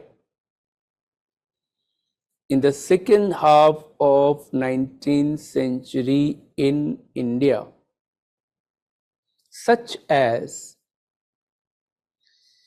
and after colon you can write A, B, C, D, right? That would become easier for the teacher to evaluate your answer script. A, B, C, D, E, F. At least these number of points I would definitely tell. And I would start sentence like this, that the first word would be my keyword, and then sentence. Now this is one of the most effective way of answer writing, that your keyword should not be hidden in between sentences. It should be highlighted at top. So each para when you write, make sure you start with the keyword, the central argument of your talk. So imagine if you have written, as you would get a copy like this. So these are out of bound area. You can't write anything and you must not write. So much so that I met many professors who said that some student wrote below. They did not do anything, they just mark. Then UPSC wala come and they said cut the mark from this. And she argued that this is a small thing. They said no, it's not a small thing. If she or he has violated rule here, they would violate in Mussoorie also. So have you noticed how much they take it? So this exam is rule bound exam and they mean it. When they say 150 words, they mean it. And this question I asked from none other than Mr. P.C. Hota. P.C. Hota was chairman of UPSC between 2003 to 5. And he was involved in a committee also which recommended change in the syllabus, Hota committee. So in mock interviews, we were having some just like normal mock. After that, in lunch time, I asked, what do you do when somebody writes 151 to 155 to 160 words? Because in our colleges, we hardly monitored this minutely. And sometimes students write 300 words also instead of 150 words. No professor cut the mark. He said, we tell the teachers that you stop here and de-recognize this, declare it invalid. So even if you have written some of your best sentence at the end, no marks, and sometime they may deduct it from your original marks because you have violated the rule. So you must learn how to end your answer in 145 words. You're getting my point? Less acceptable. But less does not mean you ended in 50 words. You're getting my point? So less also has a range that at least 140 to 135, but certainly not more than 150, and you have to practice it. And even I is a word. You're getting my point or not? So as you should know that every word in, as, for is also going to be counted. So this exam is rule bound and they have their own very interesting logic, which I will tell you sometime later on. So imagine in your this answer, you have highlighted 6 such word, which is keyword. The teacher who is checking your copy from distance can see that answer is given. So in the first 2 questions, he would read your answer carefully. 3rd, 4th, 5th, he would just have a glance and he know the answer is there or not through the keywords. So he can now check the 3rd question very fast, 4th much faster, and he can give still very good marks, I mean very accurate mark, whatever you deserve. So what is the point? You are doing a job which would make teacher's job easier. You understood this? So a student who helps the teacher in evaluation through his clear handwriting, through the rules that all the sets should be written in the same part, that you can't do now question 1A here and 1C there. You must know that it has to be followed as per the rule. So you have to make sure that your answer is teacher friendly. Question may or may not be student friendly, right? Now write point number 2A. The administrative unification of India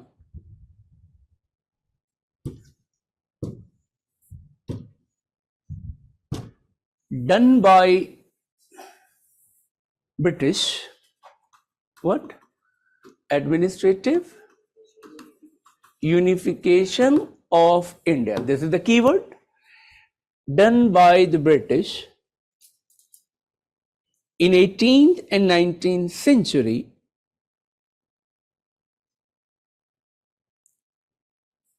or you can say late 18th and 19th century. Late 18th and 19th century. You know Warren Hastings, you know Cornwallis and Wellesley. They were in late 18th century.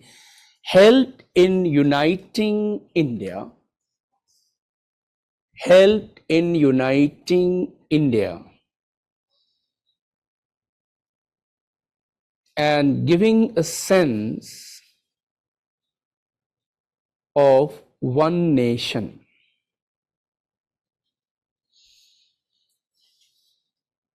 You know, British did it for different purpose, but it also helped this that they did not perhaps imagine. Point number 2. B. Legal unification of India.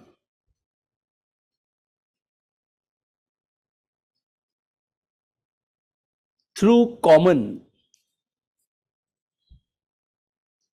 IPC, CRPC, IPC. You heard it?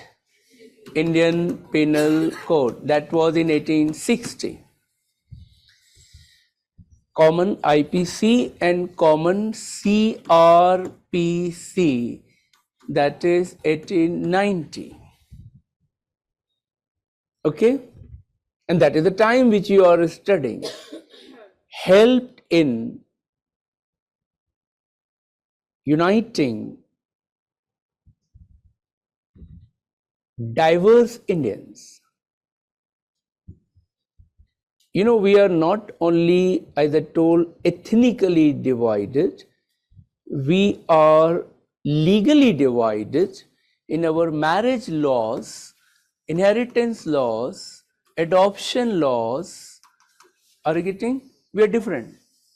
And so different that within a region, say UP, the Hindus and Muslims, within Hindus, upper caste and lower caste, within Muslims, Shias and Sunnis, have different concept of adoption or inheritance or marriage or divorce. Now, giving you a few examples. I'm talking 1860s, 70s, 80s, the time not today. Zama and Makkah. You remember this? Now, suppose you are a Hindu couple and somebody is a Muslim couple.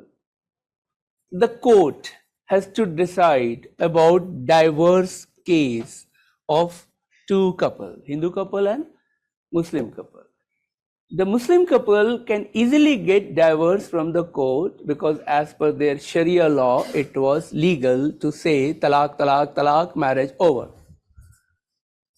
Now, same judge, a Hindu couple came and said, sir, I want divorce. The judge says, sorry, you can't. Under Shastras, there is no divorce. Marriage is like Abhimanyu Chakra.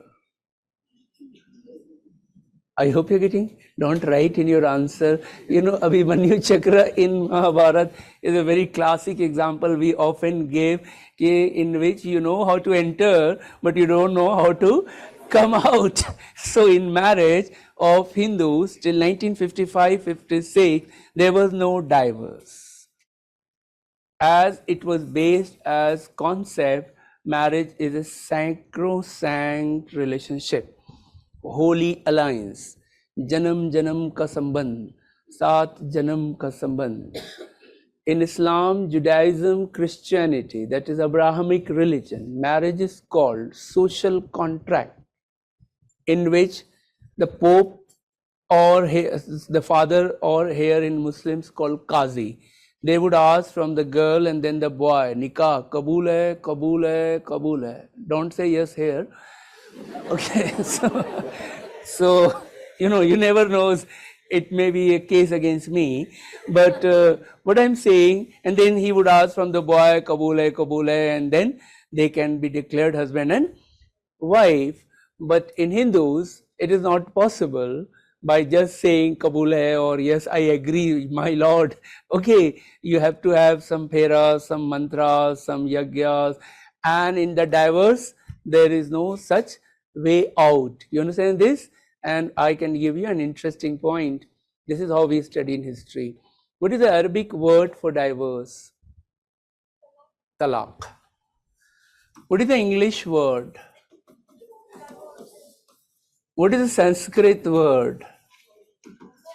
है ही नहीं क्योंकि एक concept ही नहीं है तो word कहाँ से होगा? That is the point. So when you don't have a word in a language, that also shows there was no such concept of divorce. So the Hindu couple started getting divorce only after independence. In 1955-56, that is Hindu Code Bill, Aparna would say.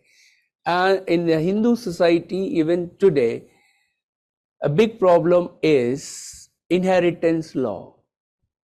The laws were fully in favor of men. Though in Abrahamic religion, they gave in their holy book rights of inheritance to women also. But in India, it remained on paper. So whether they are Muslim or Christian, Hindus or Sikh, they all have discriminated their women, whether it is written in their book or not. The women generally don't get share in the property of her father or her husband or later on her son. You don't have to do PhD, you can just have a glance around your relatives and friends and you would get the fact which I was just telling you. What is the purpose of Uniform Civil Code? The purpose of Uniform Civil Code, as enshrined in our Article 44, is to end this discrimination between men and women, because almost every community have discriminated. There could be individual family, let me tell you, among Hindus and Muslims and Sikh, who have done justice to their women.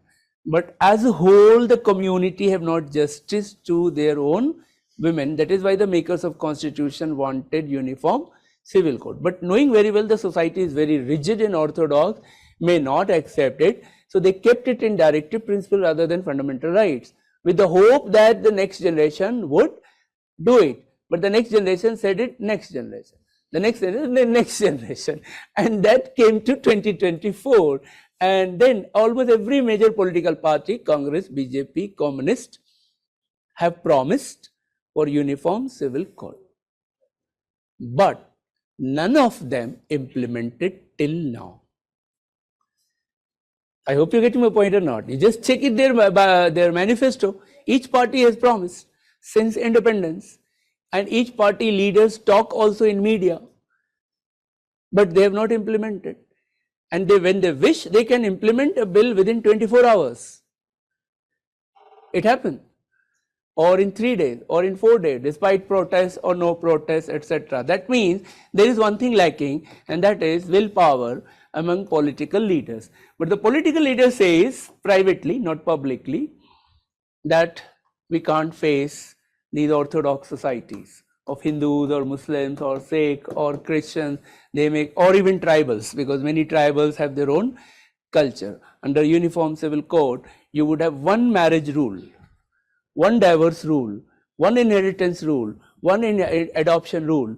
But here, caste to caste, region to region, rules differ.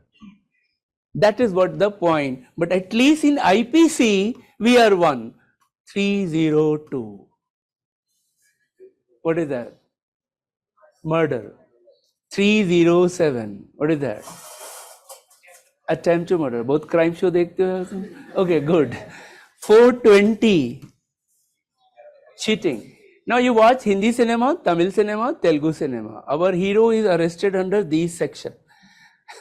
All, you know this, in all these movies, the section is same. That the British brought from north to south, east to west. You all are under same IPC. Now, in the same point you write, what was the last point you wrote? No, Uttarakhand government is not the first. Bhuvan, Goa is earlier also having Uniform Civil Code, much earlier. Uttarakhand is very latest in addition. But I am talking all India level, right? Both Goa and Uttarakhand are younger, shorter than Karol Bagh and Chandni Chowk are getting. Don't take it otherwise. Very small states. But I would be happy if I see in UP. Are you getting or not? That is your litmus test. Okay, let's have in UP or Maharashtra, the two big states, and let's start from bigger state rather than from minor states. Anyways, what I said, last point, tell me. And And in the same point, judicial institutions like courts. You understand this? Courts, adalat, district courts, high courts, session courts help in developing a sense of one nation, helped in developing a sense of what? One nation. You understood this? Though again British brought it for their administrative convenience, but it helped from a North Indian, South Indian, East Indian, West Indian, Muslim, Hindu, upper caste, lower caste to be governed under one law. Now this judicial institution means that you have high courts, say in Calcutta, Bombay, Madras, 1865. You have a lot of district court. Judges would be posted in different parts. Lawyers are working from one place to another place. So that would slowly help in what is called integrating Indians of diverse region. This is the point you have written. Now write point number next. How many points are told? 2. Now write C.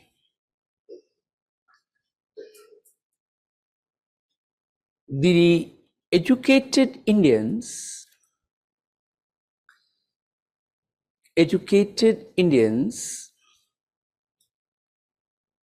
had started social reform movement. Educated Indians had started social reform movement like Brahmo Samaj, Arya Samaj,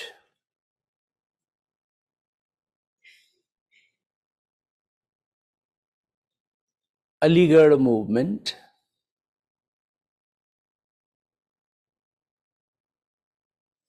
and their members traveled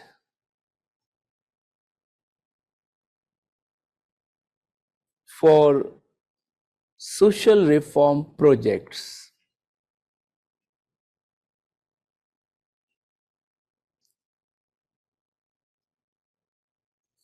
This helped in the rise of cultural nationalism. This helped in the rise of cultural nationalism, which eventually helped in the emergence of Indian nationalism, which eventually helped in the emergence of Indian nationalism. So, you know, they went for common education purpose, common widow issue purpose, common protest against sati purpose. So, Marathi and Bengali and Punjabi meeting, and that helped in the rise of Indian nationalism. Point number next. Sorry? No, D. Abhi A, B, C, D would itself go up to F or G. So, it would be D. The critique on economic policies. Critique on economic policies. You heard the word critique? CRITIQUE. The critique on economic policies of British, such as drain of wealth. You heard the term. Such as drain of wealth, high rate of taxation,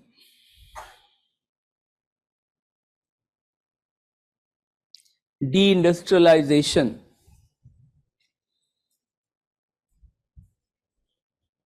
deindustrialization is destruction of Indian industries, etc. Also united, educated and concerned Indians also united, educated, and concerned Indians, because they were talking about drain of wealth. They were talking about destruction of Indian industries through their writings, through their speeches, and then they came under common platform. That is the point. Point number next.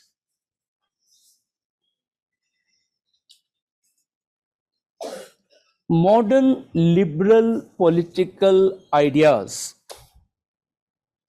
Modern liberal political ideas like liberty, equality, fraternity, and justice.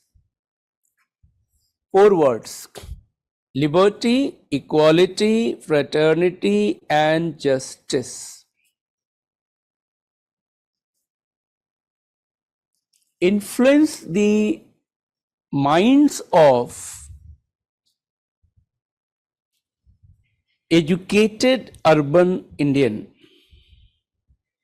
Educated urban Indians, and they realized that only a united effort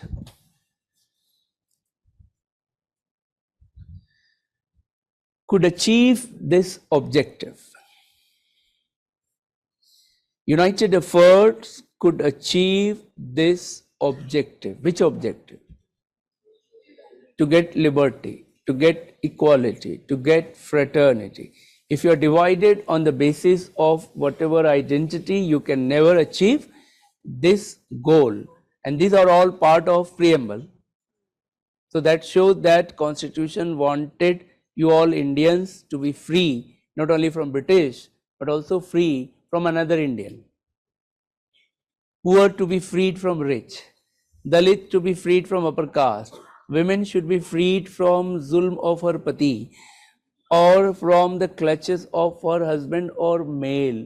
So each one of us are under certain level of slavery, depending upon in which family, which place you are born. So freedom struggle is not only struggle against British, it's a struggle of one Indian against another Indian. Because don't forget, almost 95% Indians were oppressed by 5 to 7% Indians. Those 5 to 7% Indians would belong to Raja, Maharaja, Nawab, Zamindar, very rich Indians, very powerful landlords, Zamindars and Mahajans, money lenders. And they, even today, 1% Indians own 40% wealth. Even today, in most public places, male dominates rather than female. Check it, the record, that don't just see the President of India is a woman. That is a myth. The real thing you have to see is, out of 98 secretaries, how many of them are women? Out of 28 DGP, how many of them are women? Out of 1200 vice chancellors, how many of them are women? Only 2. Out of so many IITs and IIMs and AIMS, how many women are head? And you just check it, the record. So this is what I said, that in history it is called, just to make a governor or a president, it is a cosmetic thing. The real thing is that what is called empowered. So till this 73rd amendment, 73rd amendment came, the women were not in panchayat also. So thanks to that Amendment Act, which came, I think, in 93 or 92, 73rd, 74th Amendment Act. And then onwards, the women. But what about 1950 to 1992? This is the point, that how in India we had to have struggle by one Indian against another Indian. So this is the point which you have written here. Now write next point. How many points I gave? 5. Can you tell without looking? Head keywords. I always started with keywords. Administrative unification, legal unification. Come on. Cultural nationalism, thanks to socio-religious reform movement. 4. Common economic critique, by the educated people. And 4, modern liberal ideas. I gave you 4 words: liberty, equality, fraternity, justice. Now write 2 more points. Modern newspapers, literature,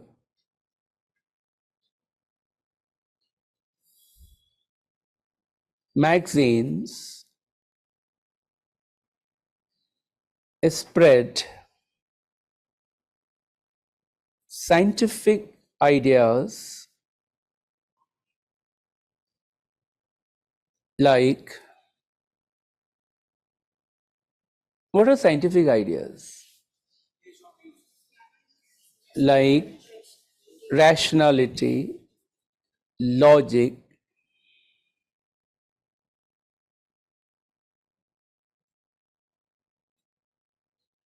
observation, questioning,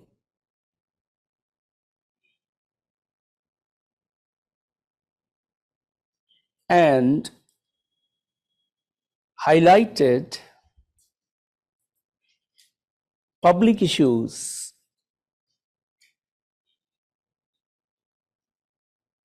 of governance, corruption, exploitation,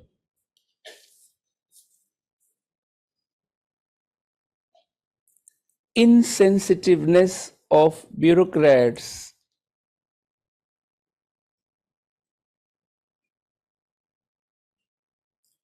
atrocities of authorities,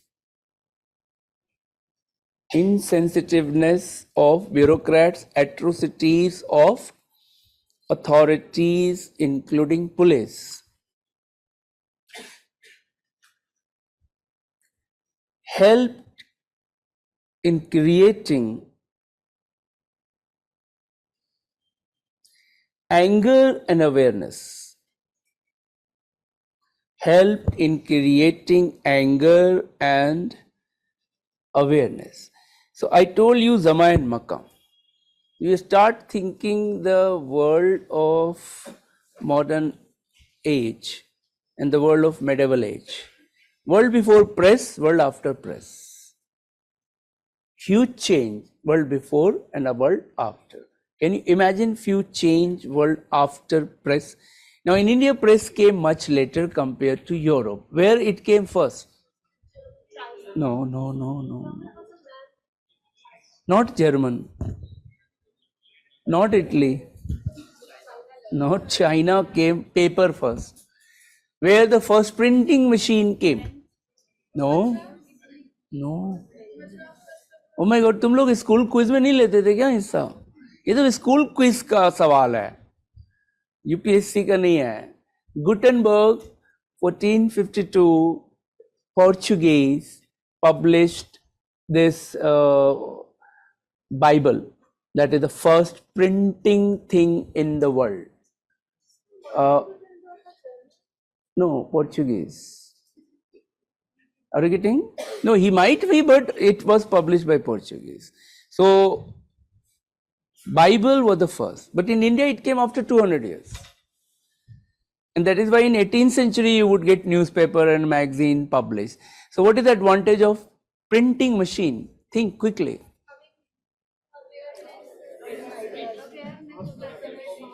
You know, information of holy book like Bible, like Quran, like Gita was confined to few people. Now it would be democratized, available to all, at least to educated people. So Raja Ram translated 5 Upanishad into Bangla, Rig Veda into Bangla. Earlier only Sanskrit. Pandit ji knew Sanskrit, other did not know. So he can frighten you. Look, this is written. If you don't do that, you would go to Narak. Maulvi Sahib would frighten you. If you don't follow this, you would go to Jahannam. But educated people can read themselves. ऐसा कुछ भी नहीं लिखा. Maulvi Sahib and Pandit ji had frightened me unnecessarily. You're getting now. So you can read directly now. So this is one of the greatest advantage of modern age, which people of ancient medieval did not have. So they are blindly following religion. You getting now?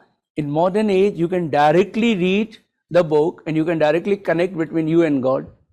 So Raja Ram rebelled against Pandit, Vivekanand rebelled against Pandit, Sir Syed Ahmad Khan rebelled against Maulvis. And then you would find chain of such people emerged who may disobey. After all, in Europe, Reformation started because of the press.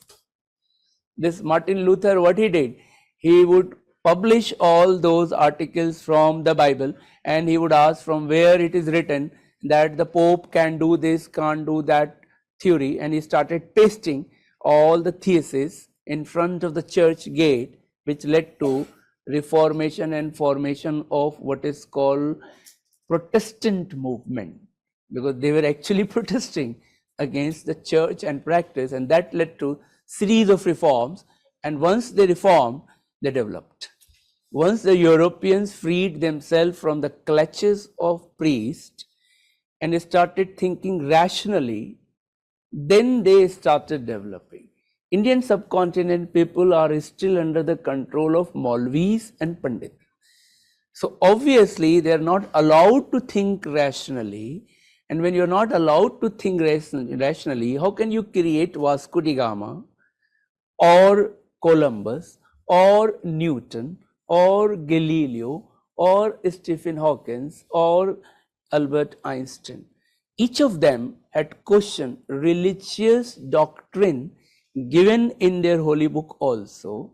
For instance, it was written in many old Bible, as there are varieties of Bible, that earth is flat. Are you getting or not?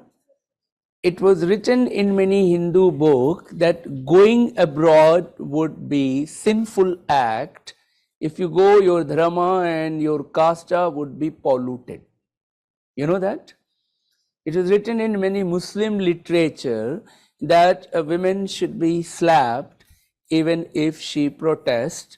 By husband got this legal right. I'm just giving you a few examples, and that is how it promoted their priest class, that this is written. Now when educated person started reading themselves, they said it is interpretation which is bad interpretation.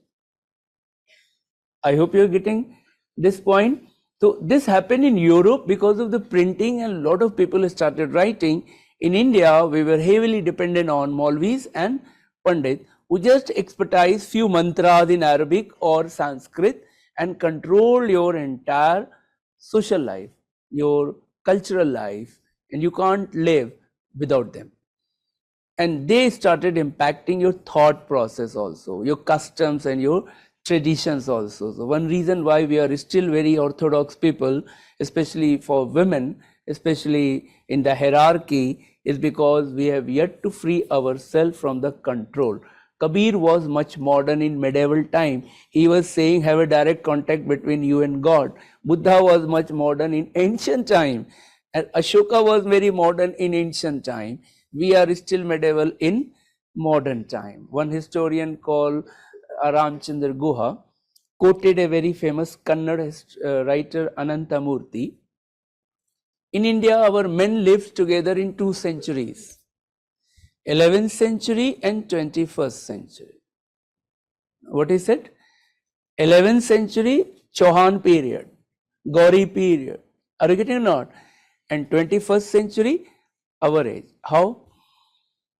You have a technology of Microsoft or iPhone, 21st century. But you take dowry, which is of 11th century. You getting my point or not? You behave with your wife as you were in medieval time, in which the women were told, भला है बुरा है जैसा भी है, मेरा पति मेरा देवता है. But the women of 21st century have changed. She's saying, why shall boys have all the fun? You know this? Who said it? Why shall boys have all the fun? Alia Bhatt. Before that, Priyanka Chopra. My job is to enhance your general knowledge. You understand this? Now this ad, I love it because it is a social message that what the men were doing only, now the women are also, at least in urban India, are doing. So what Ramchandra Guha said, that he added very beautifully, Anantamurthy said, Indian men lives in together 2 centuries, 11th century and 21st century. Ramchandra Guha said, not only this, men in India also live in between all centuries, 12, 13, 14, 15, 16. UPSC would check especially from men, which century you belong. Through volleys of question about UCC, about khab, about triple talaq, about parda, about hijab. These are all questions through which they want your opinion. Through opinion, they want to check, are you in 21st century or 11th century. If you're 21st century, fitted for UPSC, 11th century, you go to Haridwar or Makkah.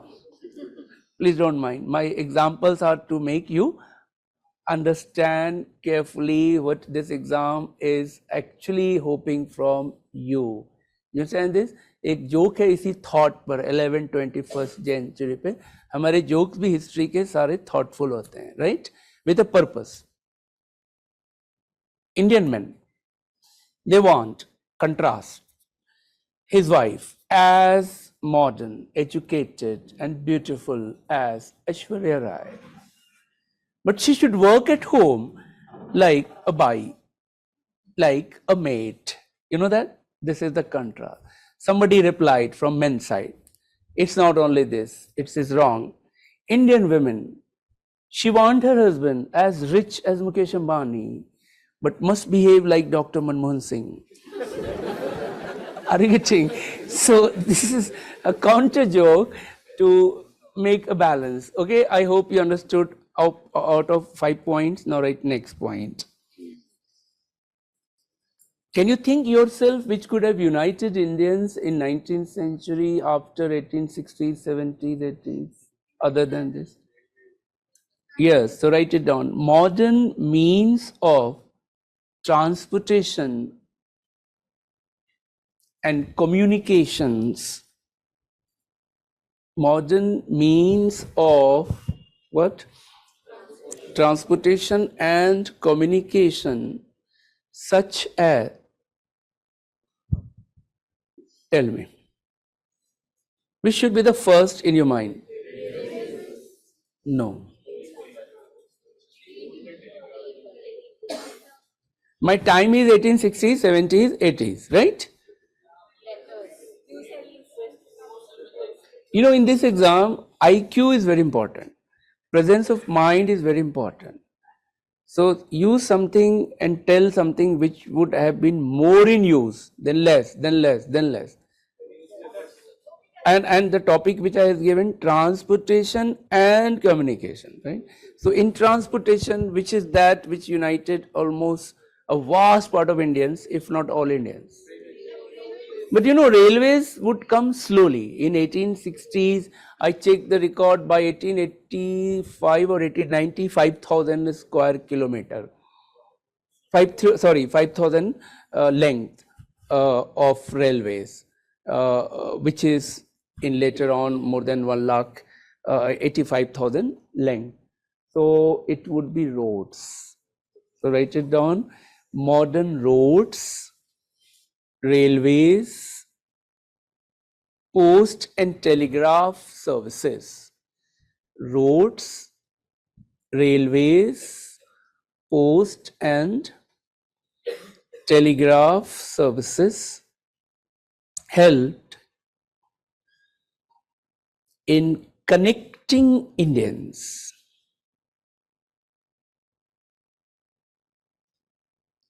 and integrating them. These are two different words. Connecting is a physical one. Integration is an emotional one. You're getting my point or not? When you start feeling and connecting, just like you connect a wire. So just like BSNL connecting people. You know this? That is the ad of Nokia gave this ad, connecting people, and BSNL connecting India. That is the idea of BSNL ad. So railway and road, and we use road more than railway, don't forget. And which road I'm talking? Pakka road. This Pakka road, which is having many names, Metallic Road, Black Road, Macadamized Road, because MacAdam was the first man in England, Scotland, who built this modern road, which is of charcoal and small pebbles and a roller. That revolutionized the transportation on road with a rubber tire. And this is one of the reason why in England developed much faster in the phase of late 19th century. And transportation and communication is still one parameter on the basis of which a state or a country develops. So there is a saying in America, the saying is this: roads built America. America did not build roads. You're getting this point or not? Now, the more the advanced the country, the better the density of road. Even in India, Kerala, Tamil Nadu, Maharashtra, Karnataka are far better than MP, UP, Rajasthan, Chhattisgarh, Jharkhand in terms of total area divided by total road network. And then the quality of road is also very important. So in the last 20 years, the government has given, all government from Vajpayee to Manmohan Singh to Modi, of road infrastructure. And the reason is that your economic development, your political integration are very much connected with road. And of course, rail also played an important role, because to reach faster, safer and cheaper, rail is still one of the best mode of transportation in India, and definitely helped in connecting from north to east, south to west. The reason why we got integrated, though the British brought road and rail for their own purposes, that was two. One was economic exploitation of Indian resources, one was military movement from one place to another, particularly after 1857. But there is a saying in English, blessing in disguise. If something wrong has happened, but that wrong brought something positive result. Indian economy was undoubtedly exploited, but that construction of road and rail helped in those days and is still helping us. So that was not like a design by the British for a positive purpose. They designed for their own purposes, but in the process it helped Indians to get united, because generally Indians would not travel before railway and road as they are traveling today. And since India is so big that perhaps they did not even need to travel. You know, in France, the entire France is smaller than Rajasthan. England is smaller than Odisha. Maharashtra is bigger than Germany. हम लोग यही बोल के खुश हो लेते हैं. But when it comes to GDP and GNP and per capita income, of course, they are far ahead. But the point is, our Bengali never saw a Punjabi. A Punjabi never met a Tamil. UP wala met never a Malayali. With few exceptions who would be traveler type, Sufi saint type, or army people type, or top-notch government officers, majority Indians would never meet another Indians. So from where you can hope for this integration. Now see the integration today, thanks to transportation, communication and the idea of India. One my professor friend asked a girl, what is your name? She said, Rahila Madhu, in geography class. He was little amused and he said, do you know your first name is a Muslim name, second is a Hindu name? She said, yes sir, but I am Christian. Are you getting? So he was shocked by this. He couldn't understand, did not say anything. Then he came to me and said, यार ये कैसे हो सकता है? मैंने कहा sir मैं बताता हूँ, आप ज्योग्राफी पढ़ाते हो, मैं हिस्ट्री पढ़ाता हूँ. हुआ ये होगा कि हर फादर और मदर में भी मुस्लिम, फादर और मदर में भी Hindu. She might have married a Christian man. Are you getting or not? So now she is officially a Christian. Then I gave him an example. Sir, you know Salman Khan? He said, yes. Then मैंने बताया, sir, you know his father is a Muslim. His mother is a Marathi Hindu. Second mother is a Christian from Burma, Helen. the famous singer and dancer, right? His first girlfriend was Sangeeta Bijlani, a Hindu, Salman Khan.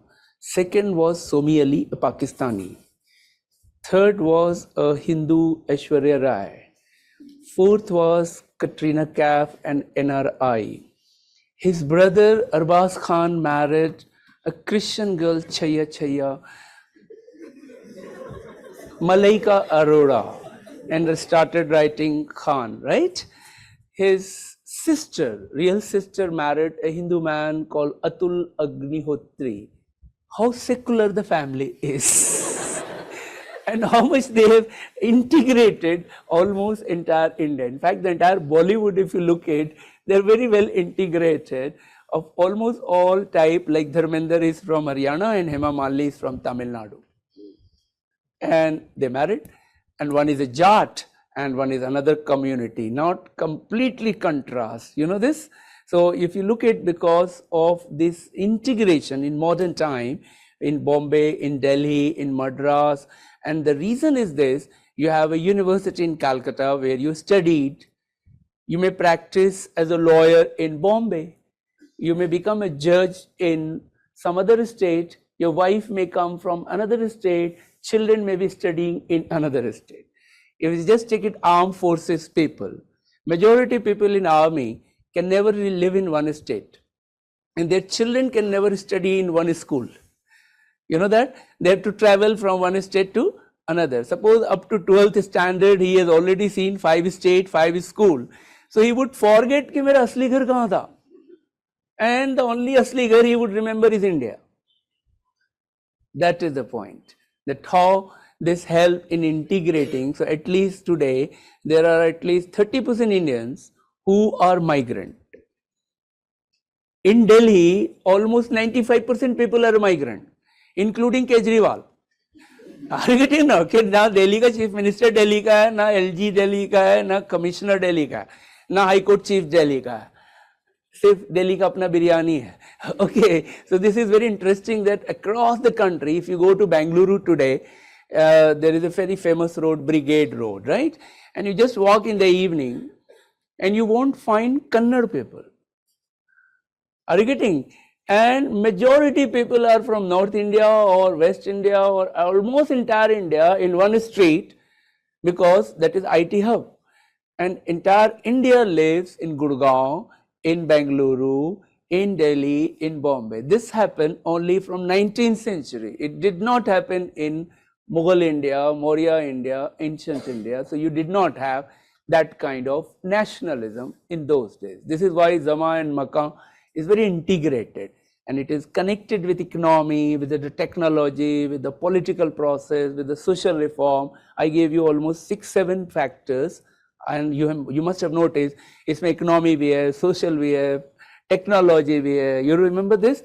All these contributed in integrating India. Of course, in the Gandhian phase, you would find many more factors.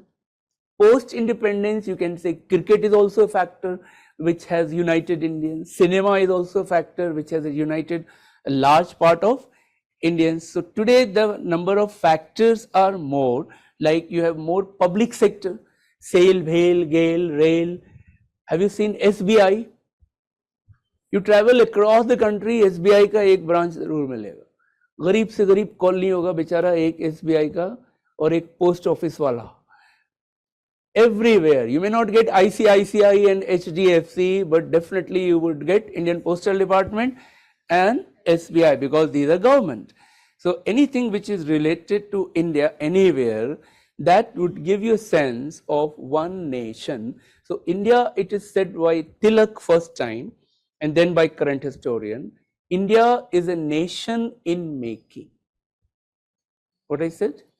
India is a nation in making. It's not like the job has completed, because there are still some Indian, unfortunately, maybe according to Ramchandra Guha and some writer, 25% to 20% who have not accepted the idea of India. That's how you have separatism in some part of northeast, some part of central India, and some people are thinking from Canada also. समझ आया? कुछ नहीं आया. So these are the people who have to be integrated into the idea of India. But luckily, positive point is more than 2/3, more than 75% have accepted the idea of India. As you have Aadhaar card in your wallet, is a sign that you have believed in theory and practice this idea of India. You are appearing for civil service, you are appearing for any government job, any public sector job, you are ready to live anywhere in India with a domicile certificate of that. That means you have theoretically and mentally ready for idea of India. So this middle class helped in rise of India. This working class, that industrial workers, because in the Bombay and Ahmedabad mill, majority people are not necessarily local. They come from across the country. But the farmer class actually do not move generally. So they may not develop this nationalism as early as the middle educated class, as the moving class. So when Mahatma Gandhi came, how he integrated the farmer with the idea of India, that of course you would learn in Gandhian phase. But in the first phase of nationalism, which I said in 3 decades, most historians agree is the beginning, is the early phase. It's a juvenile phase, you can say, of our Indian nationalism. During this phase, which factor helped, that you have written. Now that is all about the first chapter. Clear hua? Whatever we discuss, any doubt, any question, you're always welcome. Yes, please.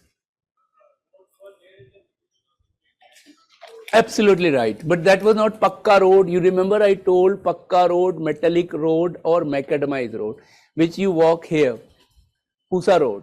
This road was first built in England, Scotland in 1760-61.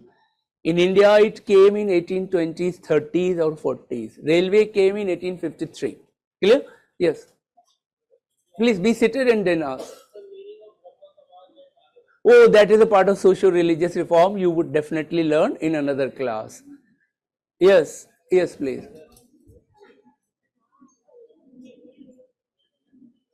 You have full right to read anything after my note, after my handout, after one standard textbook. If you have a time, which you would never get. Okay. So hopefully we'll meet shortly. Thank you. Take care. Handouts, you got it?